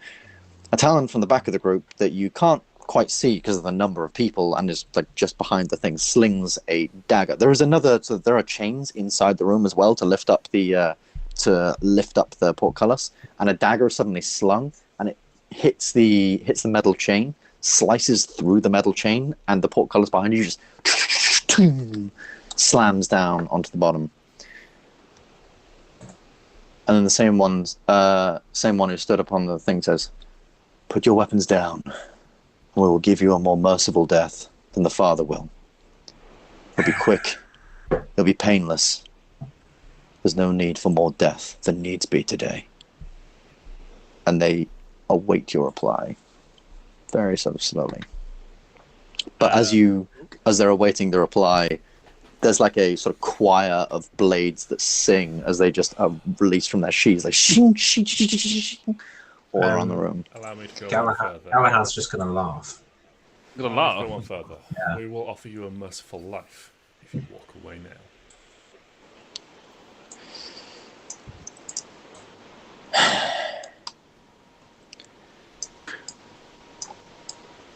Just FYI, Ben, can't control my character. Oh, that's not good. Can any of you control your characters? Nope. No. That is extremely sad. Fine. They've taken that feature away again. Balzanor Blaze. Because sometimes they have it in where if you put a character on, it'll basically detect that you put that character on, and therefore They can look control like that they're character. bristling from that comment that Doc said. They look undeterred, pretty much, like almost as if they were expecting some retort. How Can I just click my knuckles and just say, before we get started, does anyone want to get out?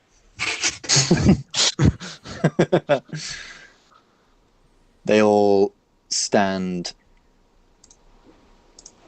pretty silently. I've mixed up Doc and Galahad, and this is so confusing because, Samuel still said his Garva, which is, all kinds of confusing. I'll change that. But then I guess, gentlemen, we'll be rolling initiative. I beg for better. 20 versus 5. I think this is fair. They're gonna go in their groups. And just to let you know, I'm not gonna be rolling to hit for every one of these guys. Fuck that shit. That seems like a lot of work. They're gonna be going in their groups, and they're gonna be making group attacks. So basically, any of them who can hit you, I'll just roll once for them, and they'll get a bonus for the amount of them surrounding you, and I'll roll one set of damage, and they'll get a bonus for the amount of them surrounding you. Shuntan.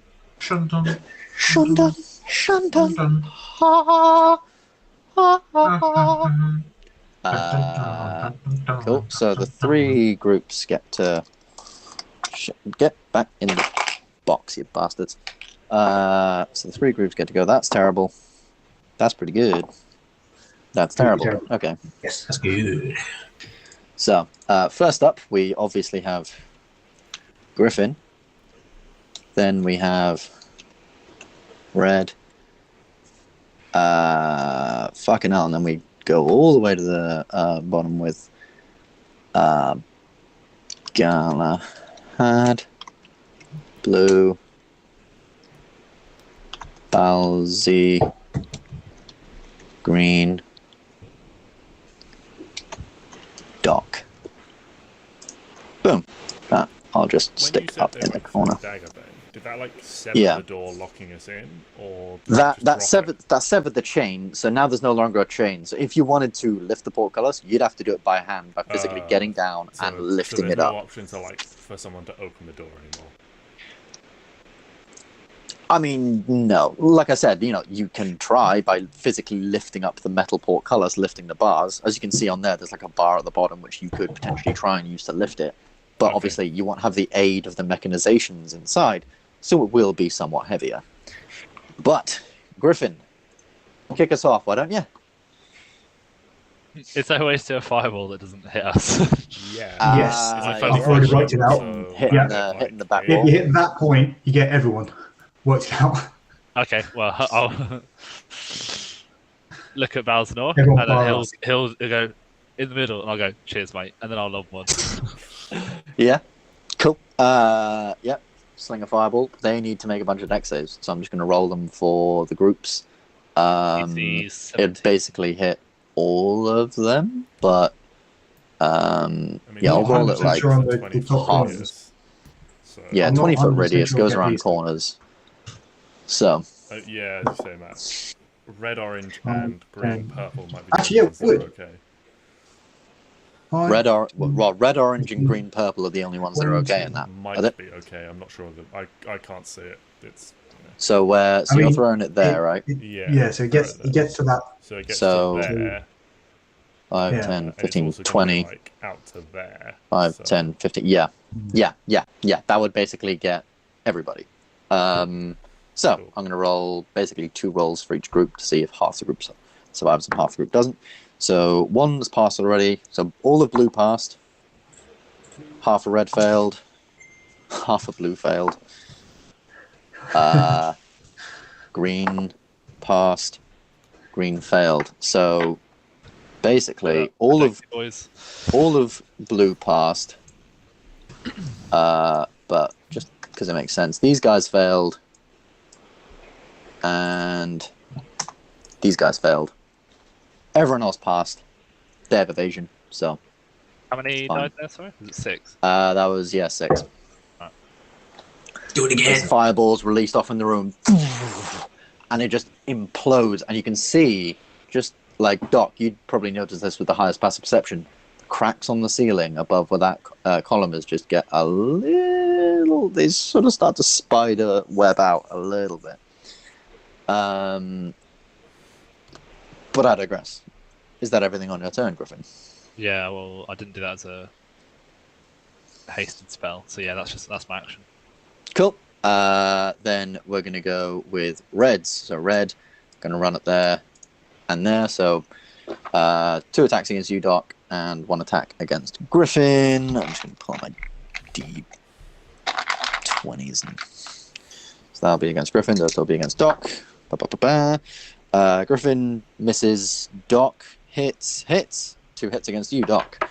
They have a person within 5 feet. So that's sneak attack for both of them. Those are 21 and a 22 to hit you, Doc. Who's hitting Doc? Because I have a question about the sentinel feat. Red, blue, and red, orange. The only 2 that can hit him. But they No. made an attack. I got There's hit. also red. Yeah, I got hit Also by the red, red yellow. Yeah. Red, yellow missed Griffin. Okay. Do they have to hit him? Or do they just have to attack him for the Ooh, but I think I have to be able to hit them. 8 plus That's there you go. It's going to be 8 2 plus 6. 7. Just make an attack on it. When a creature makes an attack. 15. There you go. Oh, cool. Cool. So- We'll sort that in a sec. So that's 11, 15 plus 11. That's 20.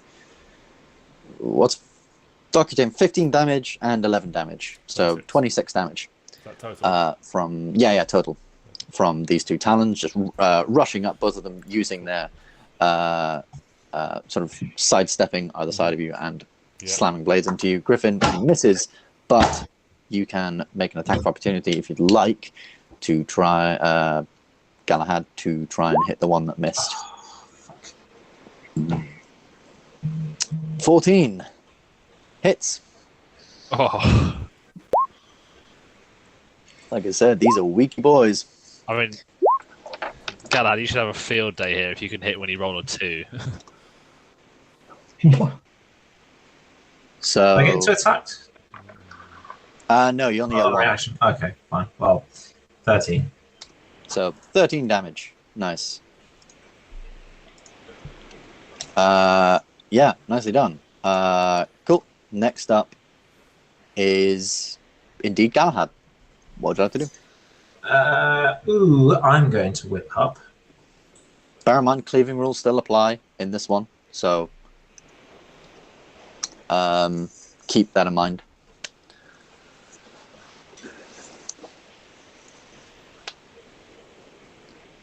So if you kill one with like 3 damage, you can do like a 10 carry.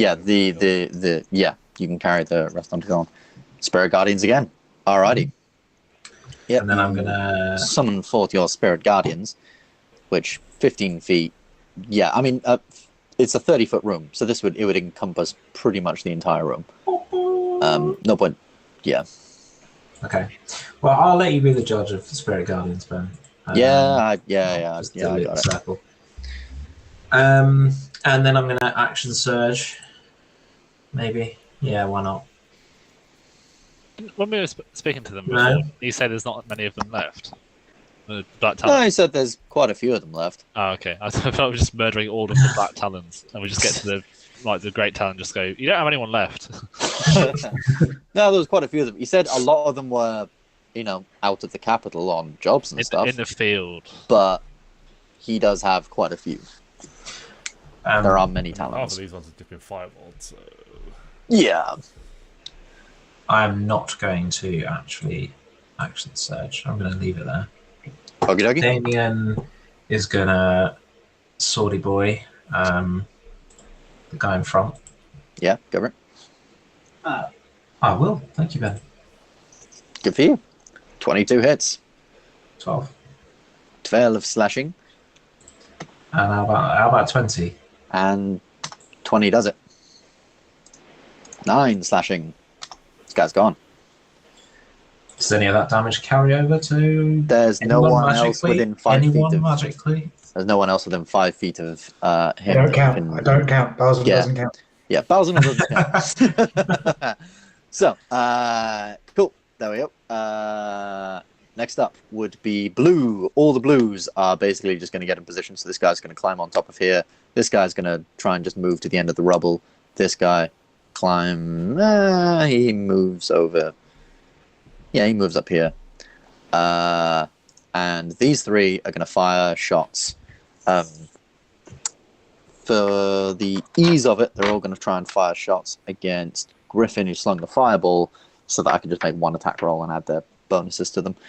So one attack roll, 15, 18, plus 3, no, plus 1 for each of those guys. That's a 21 to hit you, Griffin. Shield. Shield. All right. As these 3 crossbow bolts just fly towards you, you summon your spectral shield, and the bolts just shatter against the shield that appears before you. That's pretty much all they can do. They can just reload. And then these guys are going to come around 5, 10, 15, 20, 25, 5, 10, 15, 20, 5, 10, 15, and yeah, they're all just fucking dogpiling you. Circle on the map that I think you accidentally drew first, which makes this guy look like he has a tiny halo. He's a nice guy. Just this a guy. Oh yes, I see it. I have a wife And and it's kids. just I'm gone. only in this for the money. Balzanor, what do you have to do? You're on mute, man. I Yes, guess I it am. was fireball though. I'm fireballing at this point, which should get everybody except this guy. Alrighty, fireball. And Roll do it up. no, I won't bother. It's a hot room. Listen Roll up. for half the blues, and I don't think it gets that red orange right in the corner, but No, that's what I'm saying. That one it doesn't Yeah. get. But it gets yeah. everyone else. But okay, so roll twice for blues, once for greens, once for reds. So twice for blues. Okay, so half the blues failed, half of them passed. Greens failed, reds passed. So half the blues failed. So for ease of it, those 3 are gonzo. Greens failed, reds passed. So this fireball once again erupts through the room, just knocking a lot of these guys back. You can tell these guys are somewhat novices. They haven't really fought magic users like you guys before, and this fire is just wrecking them through the room. Did you say all greens failed, or All greens failed, yeah. is he dead? Was he a blue technically? He's a blue. He's a blue green. I see. Yeah. It goes by the icon on the top. All right. I feel you. So like he's blue red, but he's red blue. All right. I realized I clicked, but you guys couldn't see which one I was talking about. Anyway, is that everything, Balzanor? Yeah. Yeah. Cool. Next up, greens. Greens are all dead. Doc, what do you have to do? Hammer. Against Hammer red tap. orange. Red orange, that hits, yeah. One-handed and radiant damage 4. So that kills this guy.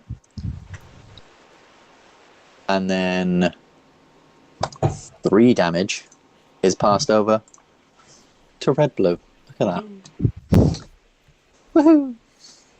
As you strike across to that guy, and then the other guy's trying to sort of angle around the column to get you, and you just clamp his hand into the wall, which kind of hurts him, like a couple of fingers maybe. But the other guy is just gone, absolutely wiped down. This one hit. Cool. That's you. Then Griffin, we're back to you. That's a lot of dead people in 6 seconds. There's a lot of dead people in 6 seconds. I'm gonna move. Are to we the here. bad guys? Hey, we said if you don't want to get involved, get out, and they all stayed. So that's on them, really, isn't it? Red, yellow. Red, yellow. Please. 28. 28 hits. Yeah, absolutely. 12 damage. 12 damage. Oh yeah, he's actually taken quite a bit of damage already, hasn't he? So, so then 10 damage goes over to blue yellow. Blue yellow. Yeah, But he's not dead. but he's not quite dead. Okay, and then I'll hit blue yellow if I saw him take a bit of damage from. Yeah, go for it. Shit. 17. 17 hits. 9. 9. This guy is dead. And 4 damage goes over to the other guy. So it's just this quick set of slash up the first one's chest into Blue Yellow's leg, and then you almost spin around with your momentum, slash the other leg of his to knock him just off the podium legless, and then into just the shoulder of Blue Green, who's now stood there with his dagger, suddenly realizing he's not in a very good position, and almost 20 of them have been reduced to 3 in about 10 seconds. Level my axe with this guy and just say, "Feeling lucky, punk." He just looks at you dead in the eye. Long live the Talons. But in a bit of a shaky voice where he's like, I'm not quite sure of this anymore. Cool. So red. Do they want to make a save? Oh, yes, of course. Yeah. Yeah, of course. They should be making saves. Yes, of course. 15 feet, 5, 10, 15. That does thing. That's a natural 20 on the save.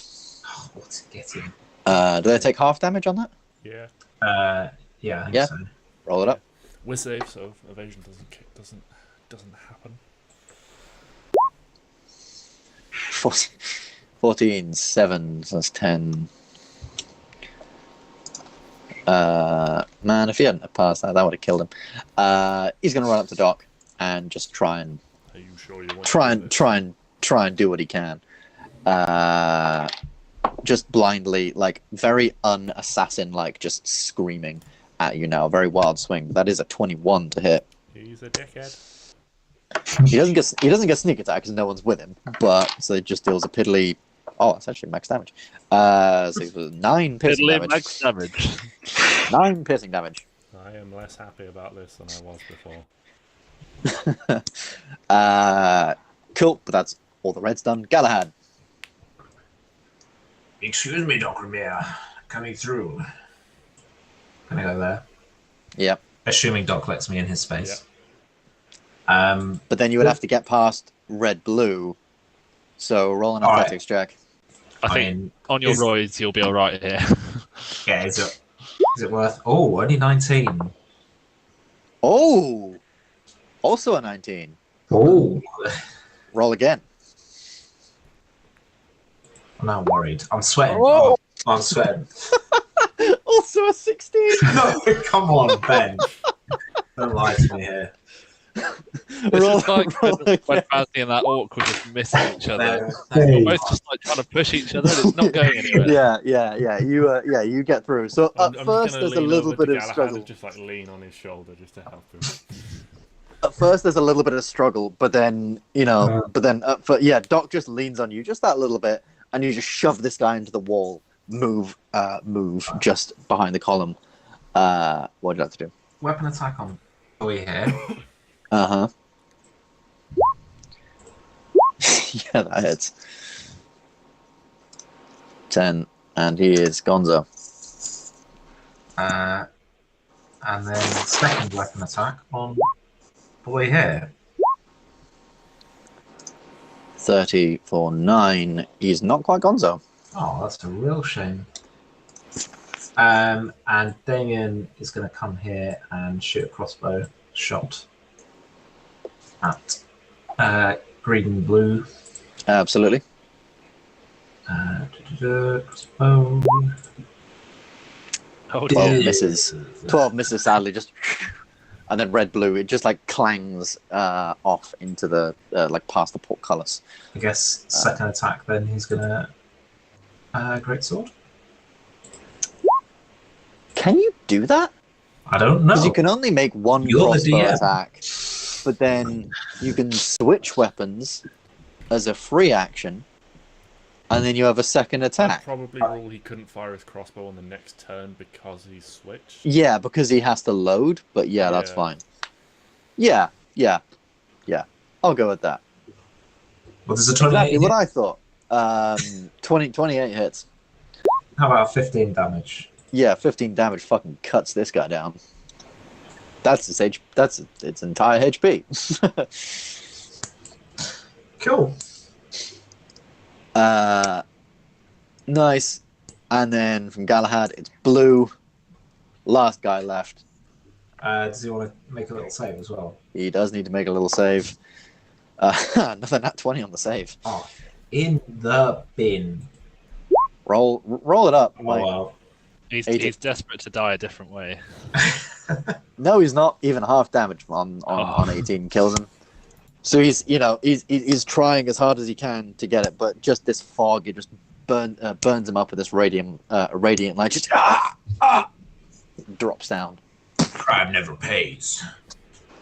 Dead. And you are now filled in a room with lots of dead Talons.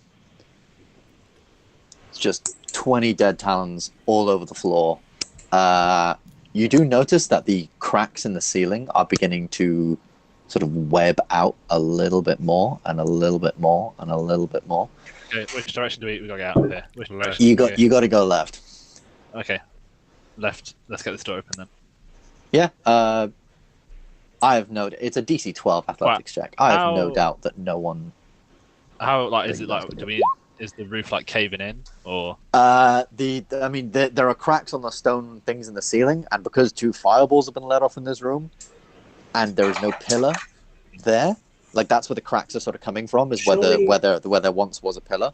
They're beginning to sort of spiral out. Melts the stone back together. Not like quite welding. how it works. I'm no geologist. But I don't think that's how it works. If Galahad's bashing the door, I do a quick investigation of the corpses. Yeah. I'm gonna heal on myself. I took no damage. High five, no damage. Myself.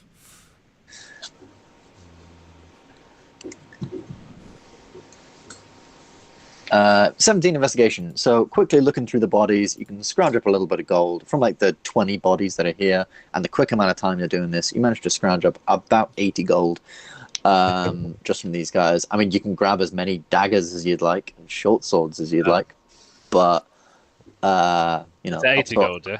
Yeah, 80 gold. Damien's looking at me doing this, thinking, I swear he just said he only loots rich people. Damien's just Damien's like a little bit stunned. Like he's like, "Oh my, they stood no chance, but they kept going anyway." What? No, that's I gotta tell you, that's devotion, stupidity, but devotion. And he'll, I don't know, yeah, like he crouches down and maybe pilfers a coin or two from one of the Talons next to him, but you can tell he's sort of like, okay, this is the amount of dead people in here is maybe one too many for me. I'm just going to go help with the door.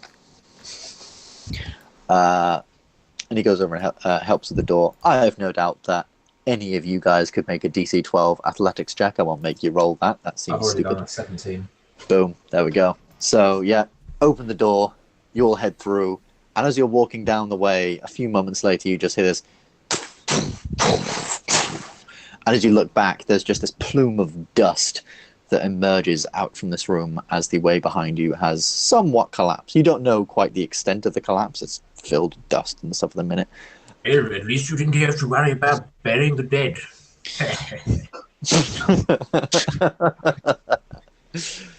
Nice. That's the first funny thing you've said all since you've reincarnated or reanimated. So, Prefer the term resurrected. Yeah, that's well. With that slaughterhouse done, you all make your way a little further on, and it's about sort of another 20 minutes of walking here and there. The pathways are a little longer now, and there's a few statues every now and again. You guys are obviously, you're not stupid. A statue could be a trap. So you look around at these different statues, and you don't really find many traps or anything like that. Everyone just roll me a quick perception check.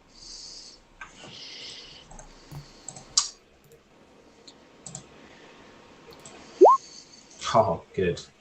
Actually, no. It would only be the people at the front. So that would be Doc and Griffin. Good. Not good. Whew. 16's alright. Griffin, you do in fact notice that in one section, as you're sort of walking down this long stretch of corridor, it's about a 60-foot long corridor, that there is a tile right in the middle that doesn't quite match up with the others. It's placed directly in the center of the space. Very, it could be a part of the design of the sort of stone flooring, but it's highly irregular, especially as you've been walking down here for nearly an hour now. And you decide maybe not to step on that, as you just just slightly edge around it. Can I let anyone else know not to step on that? Or just gonna... Everyone else, get on the side. Galahad, you can walk on through. But yeah, you manage to continue on ahead. And eventually, Galahad, things start becoming a little familiar. You're not quite sure. It's faded, it's weird, but then you just have this brief, like, deja vu moment. And it's a really kind of horrible one, because it's just a lot of flashbacks to the day you died. Just, it's almost like it just like rewinds time from there, like your death, then, Sia dying, then number 1 dying, but you saving Arcandius, and then entering the space, and you remember a corridor. It's this corridor. And you know it's this corridor because there are some markings along the wall, and as you emerge into this long hallway, it does get a little wider, noticeably wider, and taller. And at the end of the long corridor is a door that you've definitely seen before, a door that enters into the hall, where you died.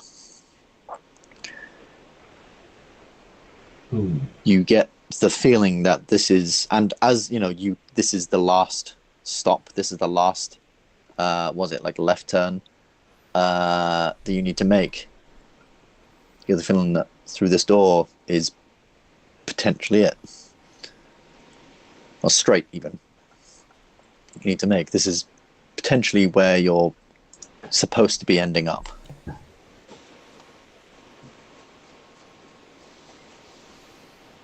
Any preparations, anything anyone would like to do before they come through? How long have we been walking to get here? About an hour.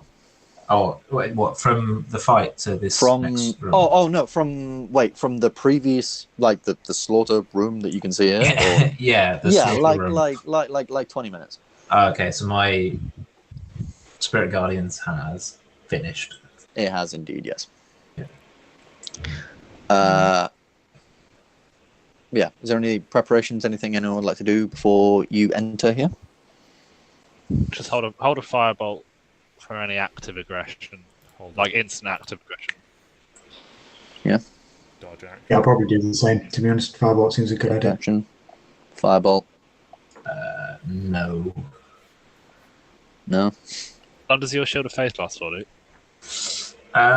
Shield of Faith. That lasts for 10 minutes. Potentially put that up. I don't feel like we're going to be chatting for very long. I feel like we've said a lot of what we need to say up in the church. Yeah, that's the point. Yeah. If you've conveyed this is the room you think where we'll find the Great Talon, then I think maybe that's not a bad idea putting that on. But it's up to you. This is also the first door you guys have seen. Like, you've seen many gateways and portcullises and things, but this is the first wooden door that you've seen in this entire space. Maybe I'll whip that up then, or prepare it. Yeah. As you prepare the spell, you just take a somewhat deep breath, ready yourselves, and push into the final room. Map. Good call, Luke. As you push into this space, it is a pretty large space. It's sort of like 60 feet up. You can see these columns sort of lining the room. That's what these circles are here. These sort of large, thick columns that line the room, and they have lots of imagery and things like that all over the sides. Galahad, you can't help but look around the room and see a few different places where you saw some of your friends die, some of your friends live, and you look to the sort of very end podium of the room where you yourself died, and you can't help but shudder in that brief moment. It's not very often you get to visit the place of your death. In the center of the room is a new fixture than what you were used to, is a large sort of hole, and all throughout the room, as you can see, are some new fixtures. several grates that seem to be sort of thinged into the floor. You don't know what's through there, but you can definitely feel some kind of draft coming through. There is a bit of moving air. No, they're not new since the last time you were here, Doc, but they're new since the last time Galahad was here. Right. I always forget you've been here. At the very end of the room sits, don't know why I put him there. He was sat on his throne. Sits the Great Talon, hood low. You can only really see the sort of bottoms of his chin. This sort of large feathered cloak still on his person, and in his hand he holds the spear of the Talons. This spear, which is about 3 foot staff and 2 foot of a blade. It's more like a sort of glaive, almost, but without reach. So counts as a spear. Has this sort of the wavy thing on the end and several etched markings and runes along the side of it, and you can see already that it's dripping with this ichor, this sort of like thin, very very thin, black liquid. As you enter, he does stand, but not really aggressively. He just sort of slowly gets to his feet. I'm glad you came. I was looking forward to this. I will not bore you with niceties, Guardians. Only that I will say I tried for peace. I gave you an option. So when you die in the cold stone floor here, he swings his blade, does a sort of like flourish with his blade. I gave you the option for peace. Yet like always, you Guardians chose violence. That is why I took the contract against you. You are violent by nature. You are chaotic. This land would be better off without you. I'm sorry it has to come to this way, Dokrumir. I was hoping the friendship between Guardians and Talons, especially with your friend Ormus's offer, could be a good one, but not every cloud has a silver lining, I'm afraid. Especially not yours. And he flourishes the blade again, slams it down on the ground. His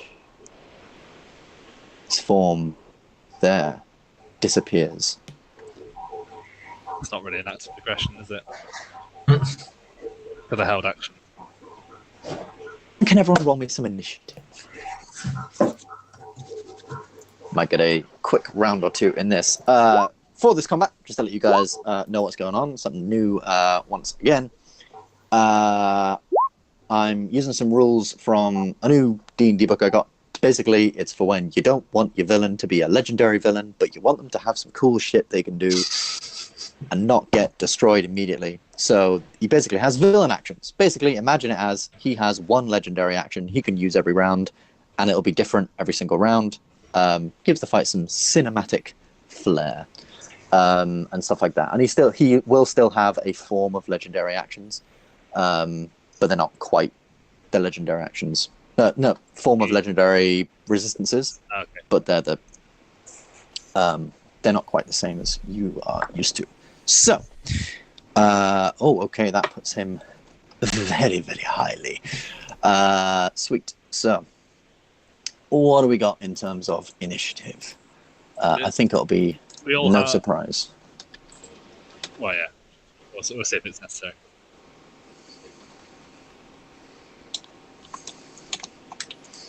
I'm writing in the initiative this time so I don't fucking forget it.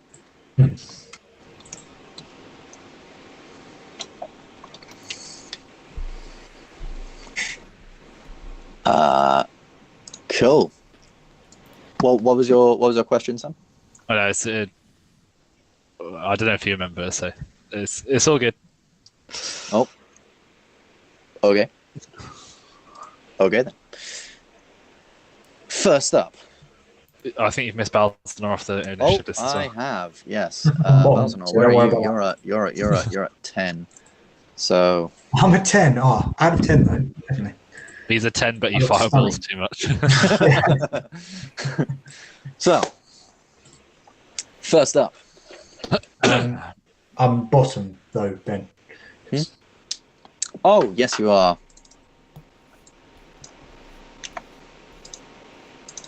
No. I mean, I'll take going above Griffin, but I don't think it's accurate. Cool. First, can't do his initiative order correctly. I've dropped a dice. Oh well, I'll find it eventually. So first up, ooh,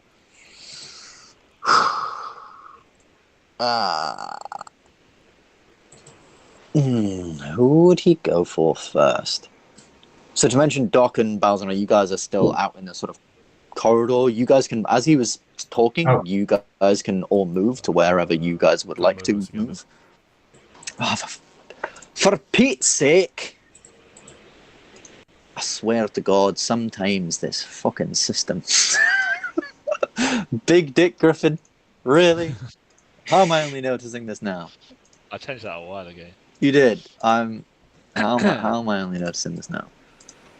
So we could move while we were chunked, we could move. Yeah, I'd say you could move like a couple of squares if you'd like to. I think we'd let Doc and Balzanor in. I'm not going to go over one of the greats. That seems like a mistake.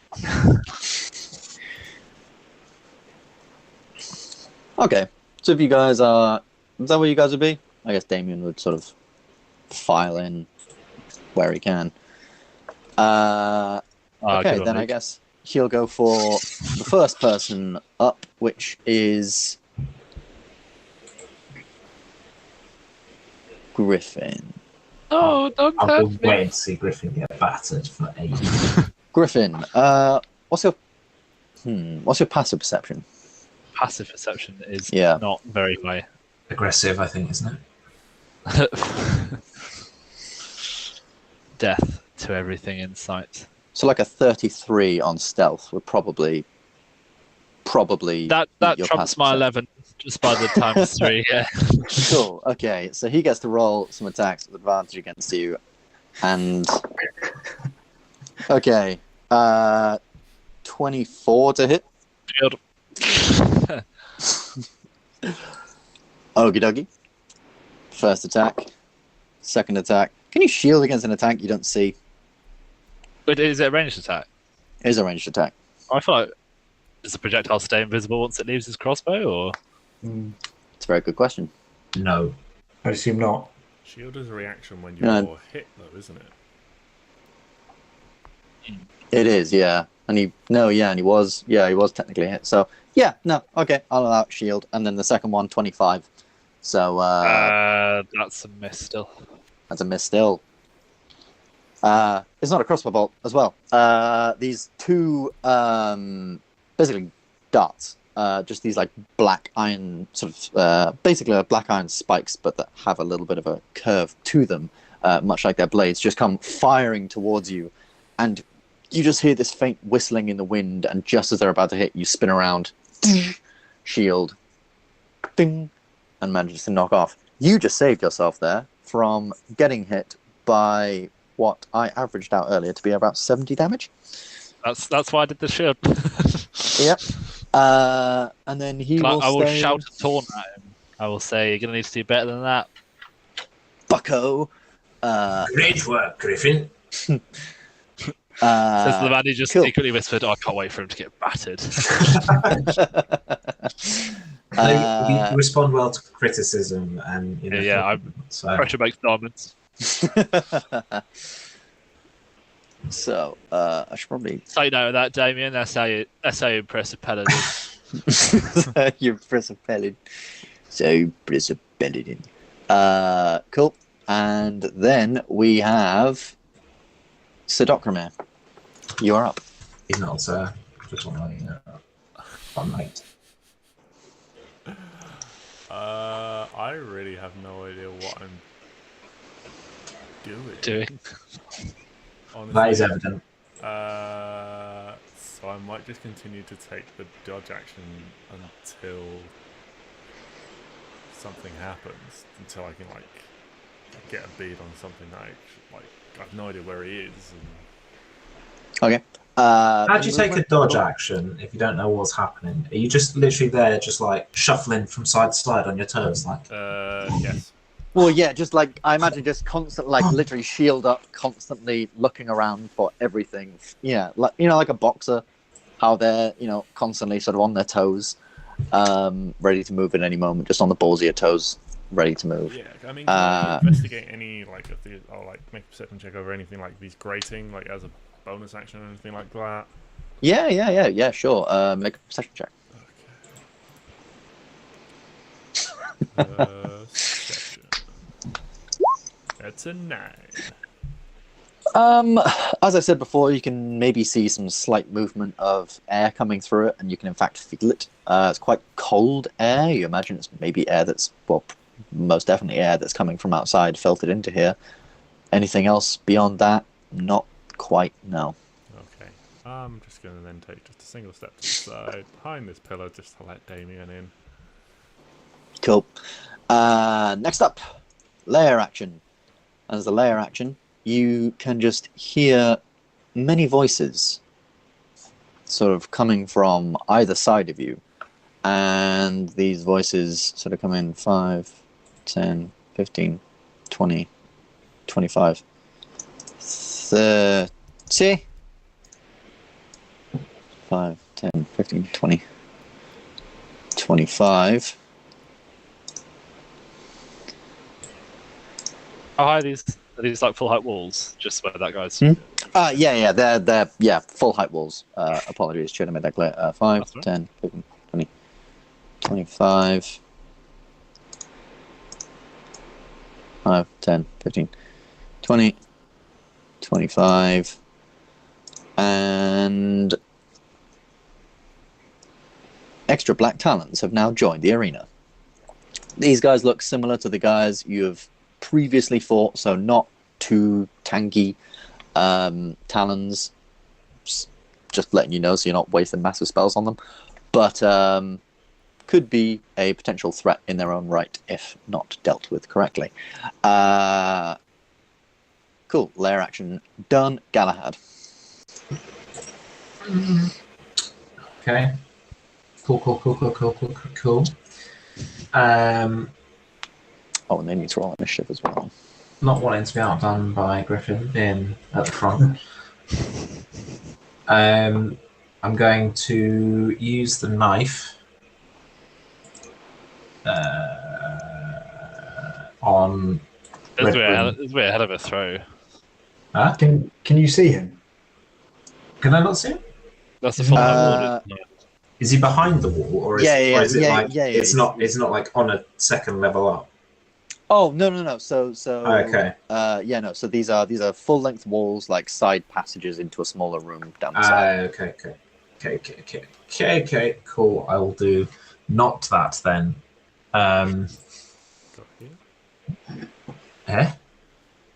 You could from here. You're trying to hit this guy, right? Yeah. You could hit the two up front, couldn't you? Yeah, I'll go for these two in front. Okie dokie. From that angle, they'll get a bit of cover, just because columns. Doesn't matter the way he's been rolling. It absolutely doesn't. So, shit. 16 misses. Oh.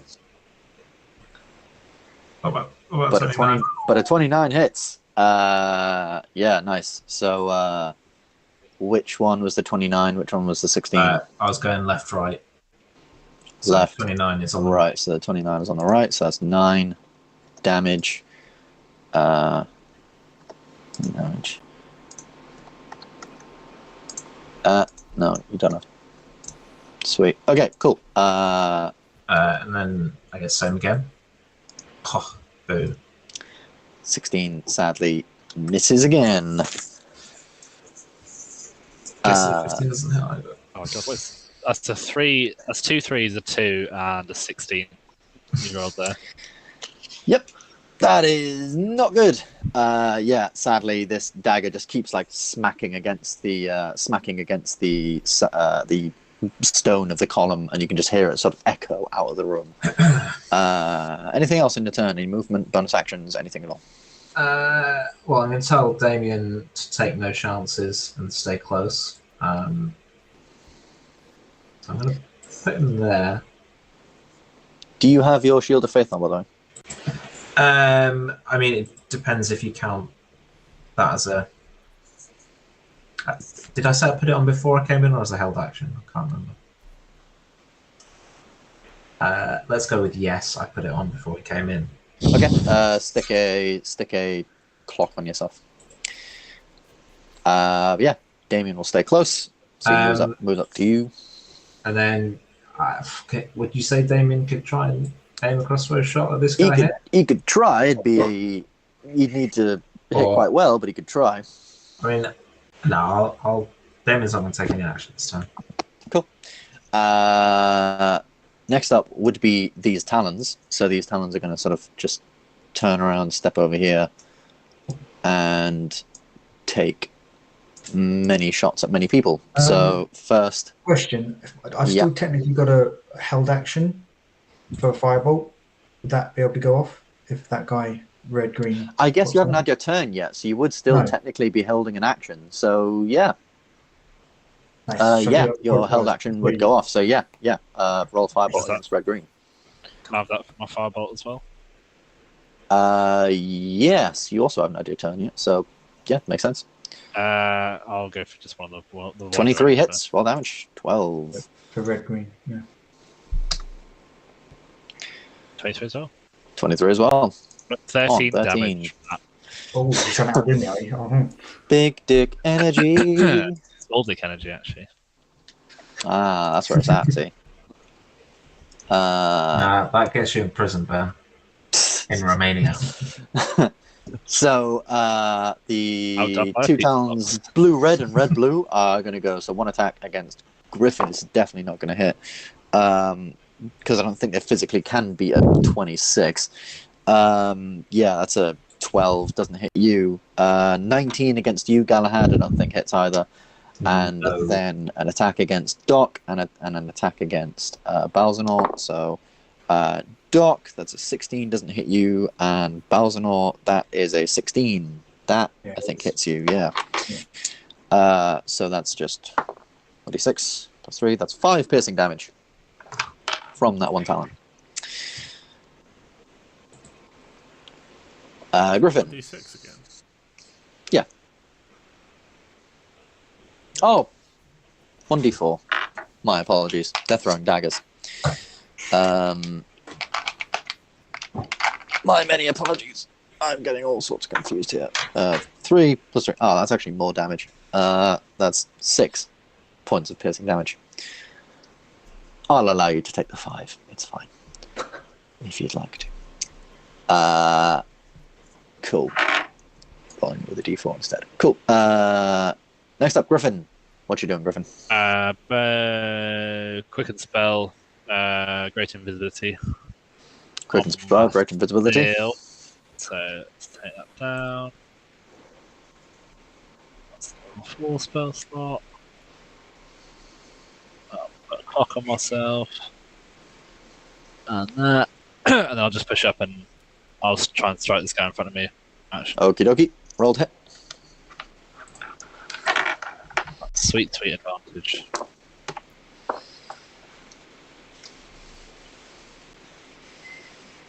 $28. 28 hits, yeah, definitely. 11. Nice. Is he not dead? He is not dead. Is he taken my firebolt and my axe hit and he's not dead? Oh shit, sorry. What was your fireball damage? 13. Okay, no, yes, he's dead. Right. My apologies. And when you said they weren't as tanky as before, I was like, they seem more tanky than before. And I think 3 damage gets carried over to this guy. So, yeah. Balzanor, which one did you hit? He hit red-green. Green, okay, cool. Yeah, thank you. And then I'll... Yeah, Luke hit this guy. Oh yeah, with your dagger throw. Okay, right, I'm gonna crack this guy as well. 30. 30 definitely hits. 14 damage. 14 damage, and this guy goes down the bin as well. It's here.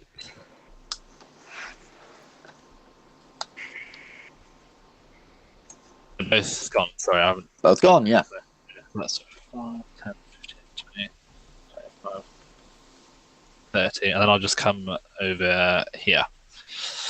Come over there. Sweet. Gotcha. Cool. In which case, Balzanor, it is your go. Actually, villain action goes off, and you can just hear this echoed voice move around. It's not really a language. It's more of just a... Well, actually, I don't think any of you would speak this language. I don't think any of you speak Undercommon. So just guttural sounds come out, and each of these Talons are going to fire off crossbow bolts as their reaction. So one against Doc again, one against Balzanor again. Sorry, dagger throw, sorry. Neither of those hit, for fuck's sake. And they also get to move up to half their speed. So 5, 10, 15. 5, 10, 15. Balzanor, it is now your go. I will move down here, and I will firebolt red-green. Alrighty. No one gets away from me. Maybe this guy can get away from me. This guy can indeed get away from you. As you know, it's a bit of an awkward angle, sort of shooting upwards, and just he almost like ducks backwards with the angle of the stairs. I ran around the corner and didn't realise there were steps there, so I just fired at the bottom of the stairs. Oh. Yeah, I like that one better. Really hope no one saw this. Just yeah, you died, totally killed him. No one saw that. Run. Yeah. Anything else on your turn? I'll just move up a little bit, so if he does come back this way, he's gonna have to fight me. Fight me, bitch. Cool. Next up, Talon's turn. So.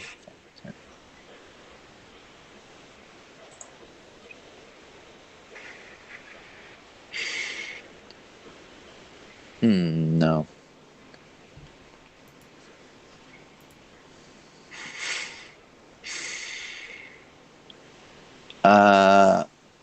Terrifying not knowing where he's going to pop out. Yeah. Just all of a sudden, if he just goes like, Dokrumir, make a saving throw, and like, oh shit. Okay, no, that's very interesting. Okay. Is it interesting? I think it's quite interesting. Whatever it is, I'm sure it's not interesting. I think it is quite interesting. Griffin, can you make me an athletics or acrobatics check? Me? As you suddenly... Is Invisible Man Griffin? Emerging from the corner, a Great Talon, who, as he turns around, you sort of see him look directly in your direction. But obviously your direction is back, but it's not quite looking past you, it's looking directly at you. Yeah. This guy is a very high-level assassin, or high-level rogue, and high-level rogues get blind sight. Okay. And so how far away is he from me? I can see him. He is there. Can you make an athletics check, please? Contested by his acrobatics to try and knock you prone. Oh, please be good. Please be good. 21. I feel like it's going to beat that. 27. Yeah. You're not prone. And now he gets to... And then with a flourish, he spins his blade, comes down on you with advantage. Okay. It's a 30 to hit. Oh. Yes, that hits. Cool.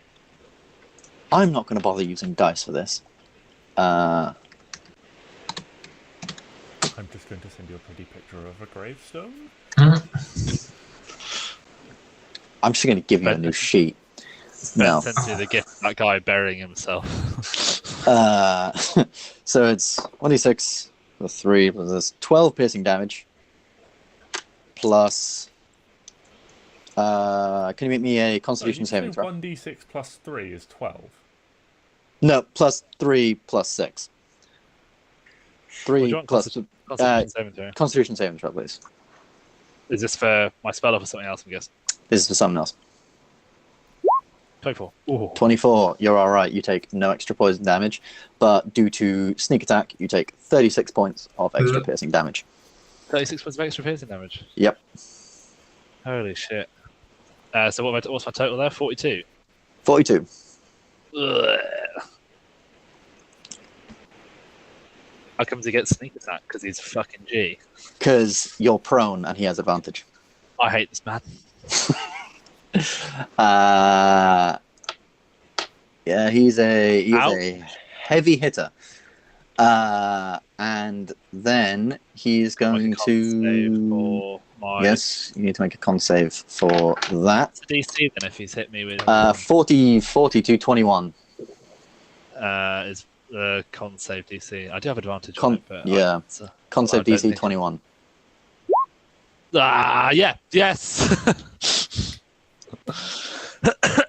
You keep up greater invisibility. Somehow. Where he stabbed me, like one of my kidneys is non-existent anymore, but I keep concentration on my spell. You do. At which point he is then going to just move. So what he moved?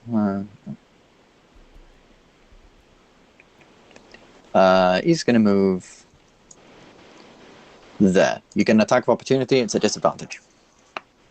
Swipe at his legs. Oh no, sorry, you don't. He's no. As a bonus action, he used his Master of Cunning. He's a master assassin, so he's basically learned how to use cunning action to its most effective point and move as a bonus action without incurring opportunity attacks. Okay. So as he's knocked you, he is visible, yeah.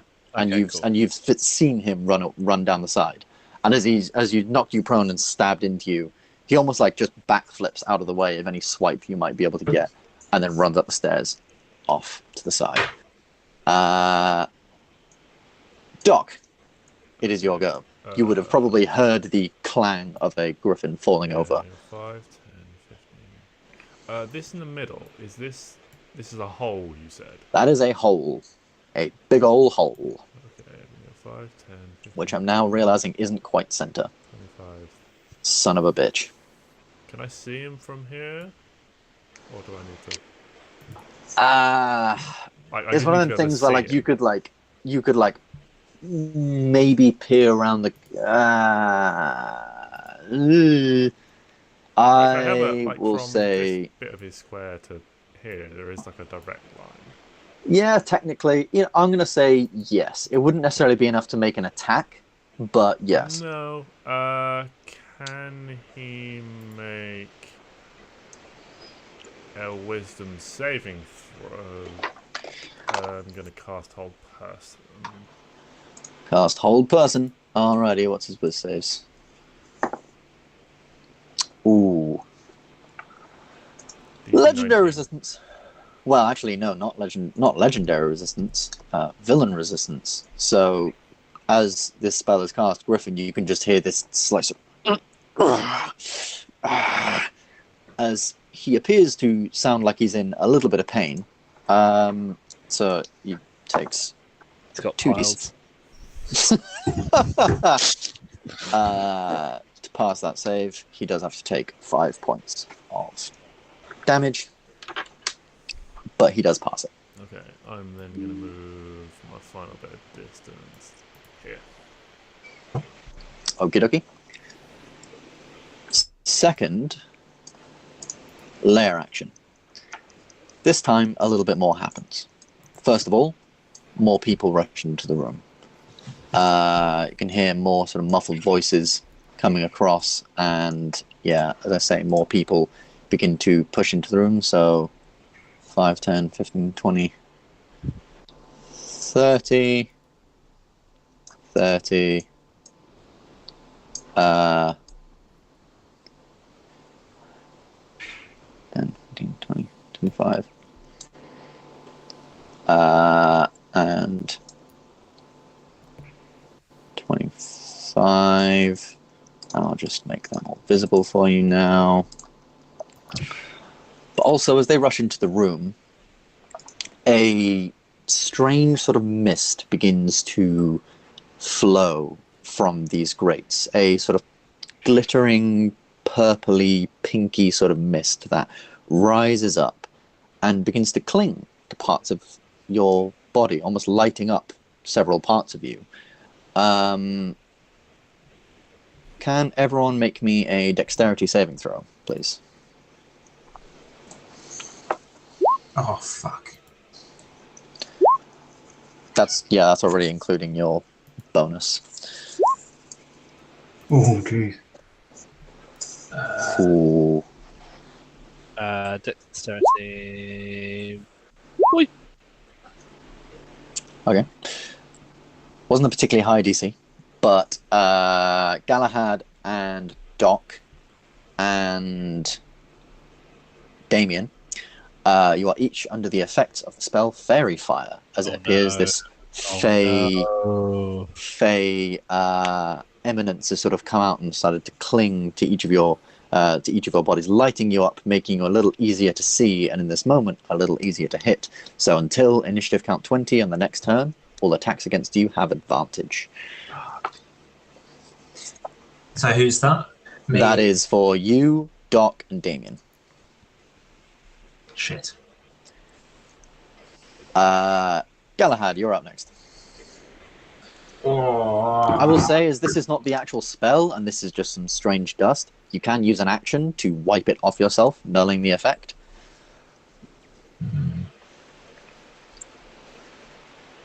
But that's about what you got.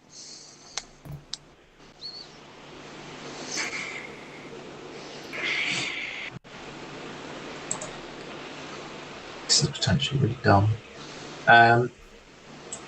So I want to go there. Yeah. Are you moving sort of over Griffin to get there? Yeah. Yeah. Although he's invisible, so I don't know he's there, but... Yeah, I guess I would sort of count that as difficult If you get terrain. near me, you would just hear like a whispered, "Stop!" So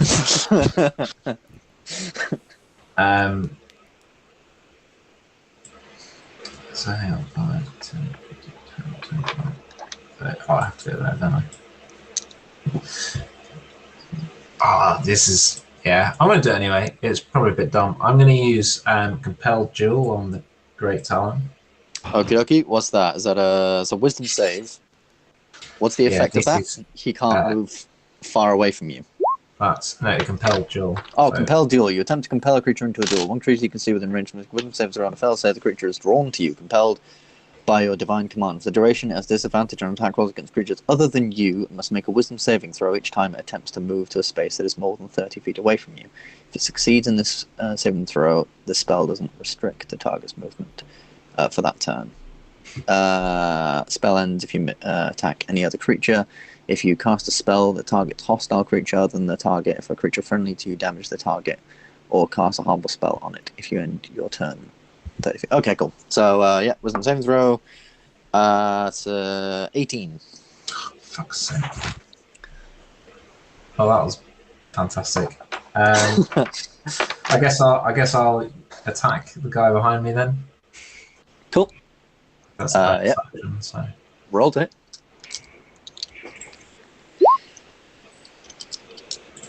$23 definitely hits. 13 damage. I'm still on the GM layer. 13 damage. You have another attack. If you want to make it. 21. 11 damage. This guy, with a quick just double slash of your blade, this guy dies, and you turn to see the Talon, who's now like almost like growling at you, seeing the death of one of his Talons there. He sort of grips his blade a little tighter and almost like points his blade towards you. I can imagine maybe he might be coming for you unless circumstances change. Okay. Anything else on your turn? Yeah, Damien's gonna 15. Damien's gonna cover my 6 like a G. and he's going to fire a crossbow at orange and red. 25 hits. Oh, guy. Give him a pay rise. I do. Oh, that's 4 damage, but... Poor damage, but good hit. It's a solid hit, but to his, like, toe. Oh, can you imagine taking a crossbow bolt in your toe? To be fair, that would hurt a lot more than 4 damage. Nice. Anything else? That's it for now. Cool. Talons go. I'll make this quick because I'm aware that we are running over our time a little bit. So we've got this guy going to go 5, 10, 15, 20, 25, 30. He's just going to throw a quick dagger at Doc. He has advantage. So it's an unnatural 20 to hit you, Doc. Yeah. Yeah. So that's he has advantage. So that's 3d6 plus 3. So that's 16 points of piercing damage. And then the blue-orange, basically all these three are going to try and go after Damien. First attack against Damien is a 15. It doesn't hit. I think he's got 16. I'm just checking. Or is it more? I don't know. I'm just kind of talking out loud to fill the time. Yeah, he's got 16. Okay, second attack against him gets a 10. Third attack against him is a natural 20. So that is 8, 14, 14, 20, 24 points of piercing damage from Orange Red, who gets quite a hefty attack on him. This guy then rushes up to you, Balzanor, and with his dagger is going to be a whacking. So you pass the save, so he doesn't have advantage. And that's a 7 to hit you, so completely I don't misses. think it's whacking, I think it's tapping. Indeed. And Griffin. We go now to you, good sir. Right, I'm gonna go. I'm gonna come here. I'm gonna strike this guy twice. Okie dokie.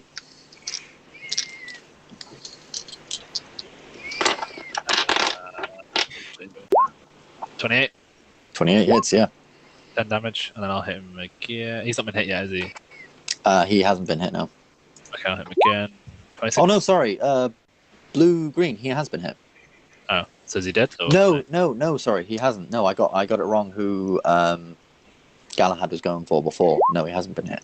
So he's now dead. Alright. After those 2 hits. That's me for that one. Cool. Villain actions. He is going to...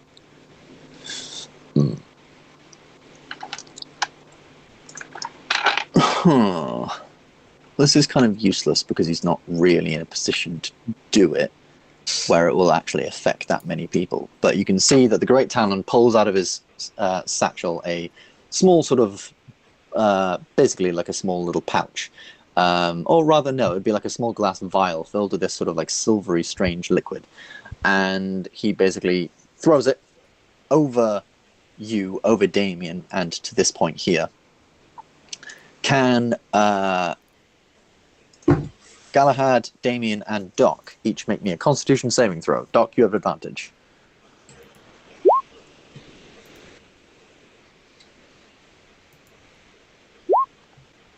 Nice. Ooh. And how does Damien fare? Oh, look at that. Boy. Get in the bin, Mr. Talon Man. So you guys take half damage on... So you take 5 points of poison damage, half to 2. Doc, you take 1.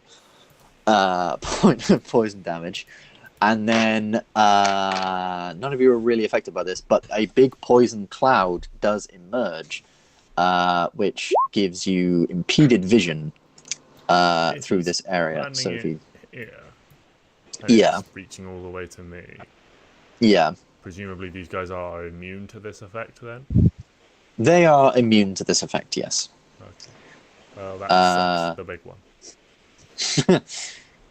The big one, it does indeed suck. So that's a 20. Thank you. I pride myself on my poeticism. So just there is this big, basically, fog cloud. You can't see all the way through it, and when within it, attacks against you, unless you have like blind sight or something, have disadvantage. Imagine like the spell fog cloud, basically, like a smoke bomb being set off there. Balzanor. You are last up. Right. Can I try and push past to get here? Yeah, make me an athletics check. Uh-huh.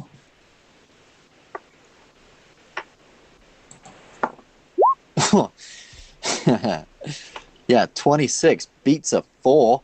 The disrespect with this guy that you don't deem him worthy of your time. I haven't gone past him, Ben. I've gone through him. Yeah, it's just a minotaur charge, like, and then you just slam him into the wall. It doesn't really do enough damage to hurt him, but it definitely does enough damage to nearly make him fall down the stairs. But yeah, you managed to get to there. However, he does get an attack of opportunity if you do move out of his way. Attack of opportunity is 14 plus, that hits. You take 8 points of piercing damage. 8, okay. 8. Now, 1 second.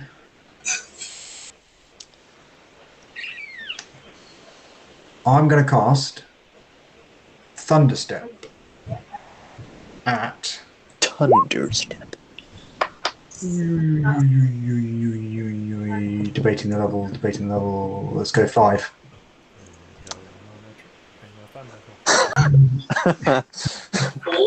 At level 5, hope this guy dies. So it's 3d10. No, more than 3d10. Yeah, sorry, that's the spell. Sorry, that's right. The spell. 5d10. 5d10. Yeah. Right.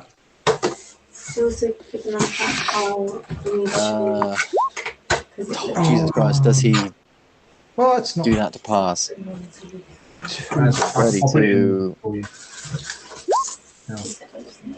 Yeah, he does. He does do that to pass. So. No, he doesn't. No. So you can see again. He sort of like constricts himself. Has to, take this sort of inner damage within him to resist most of the effects. So he takes. Hopefully, it's not more than he would originally take. No, it's fine. So he takes 6 damage from succeeding the save, and then half of your damage, which is 16. So all in all, that's. Dear Christ, I can't do math. Level 5 spell. That's a bit depressing. Yeah, I was trying to figure out the damage from his HP, and with that, we're at the end of the round. I'm just gonna. I think that's. Oh, yeah. Go up here and then move across, and I assume red and green dies. Red, green. Oh yes, he was in the range of it, wasn't he? Yeah. Even if he passed, he's fucking dead. Yeah. He's just been barged down the stairs. He's like, hey. Yeah. Ah! Dead. Ow. Punched Could him. have done that without taking the attack of opportunity. He could have. Oh, I could have it. Yeah. Oh well.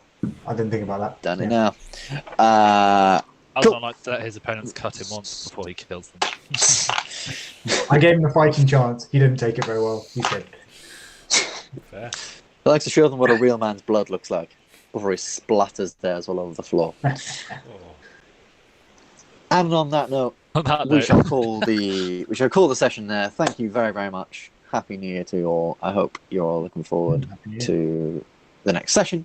I certainly am, and I hope you all liked this session. Got through actually a fair bit, to be fair. We build so much stuff.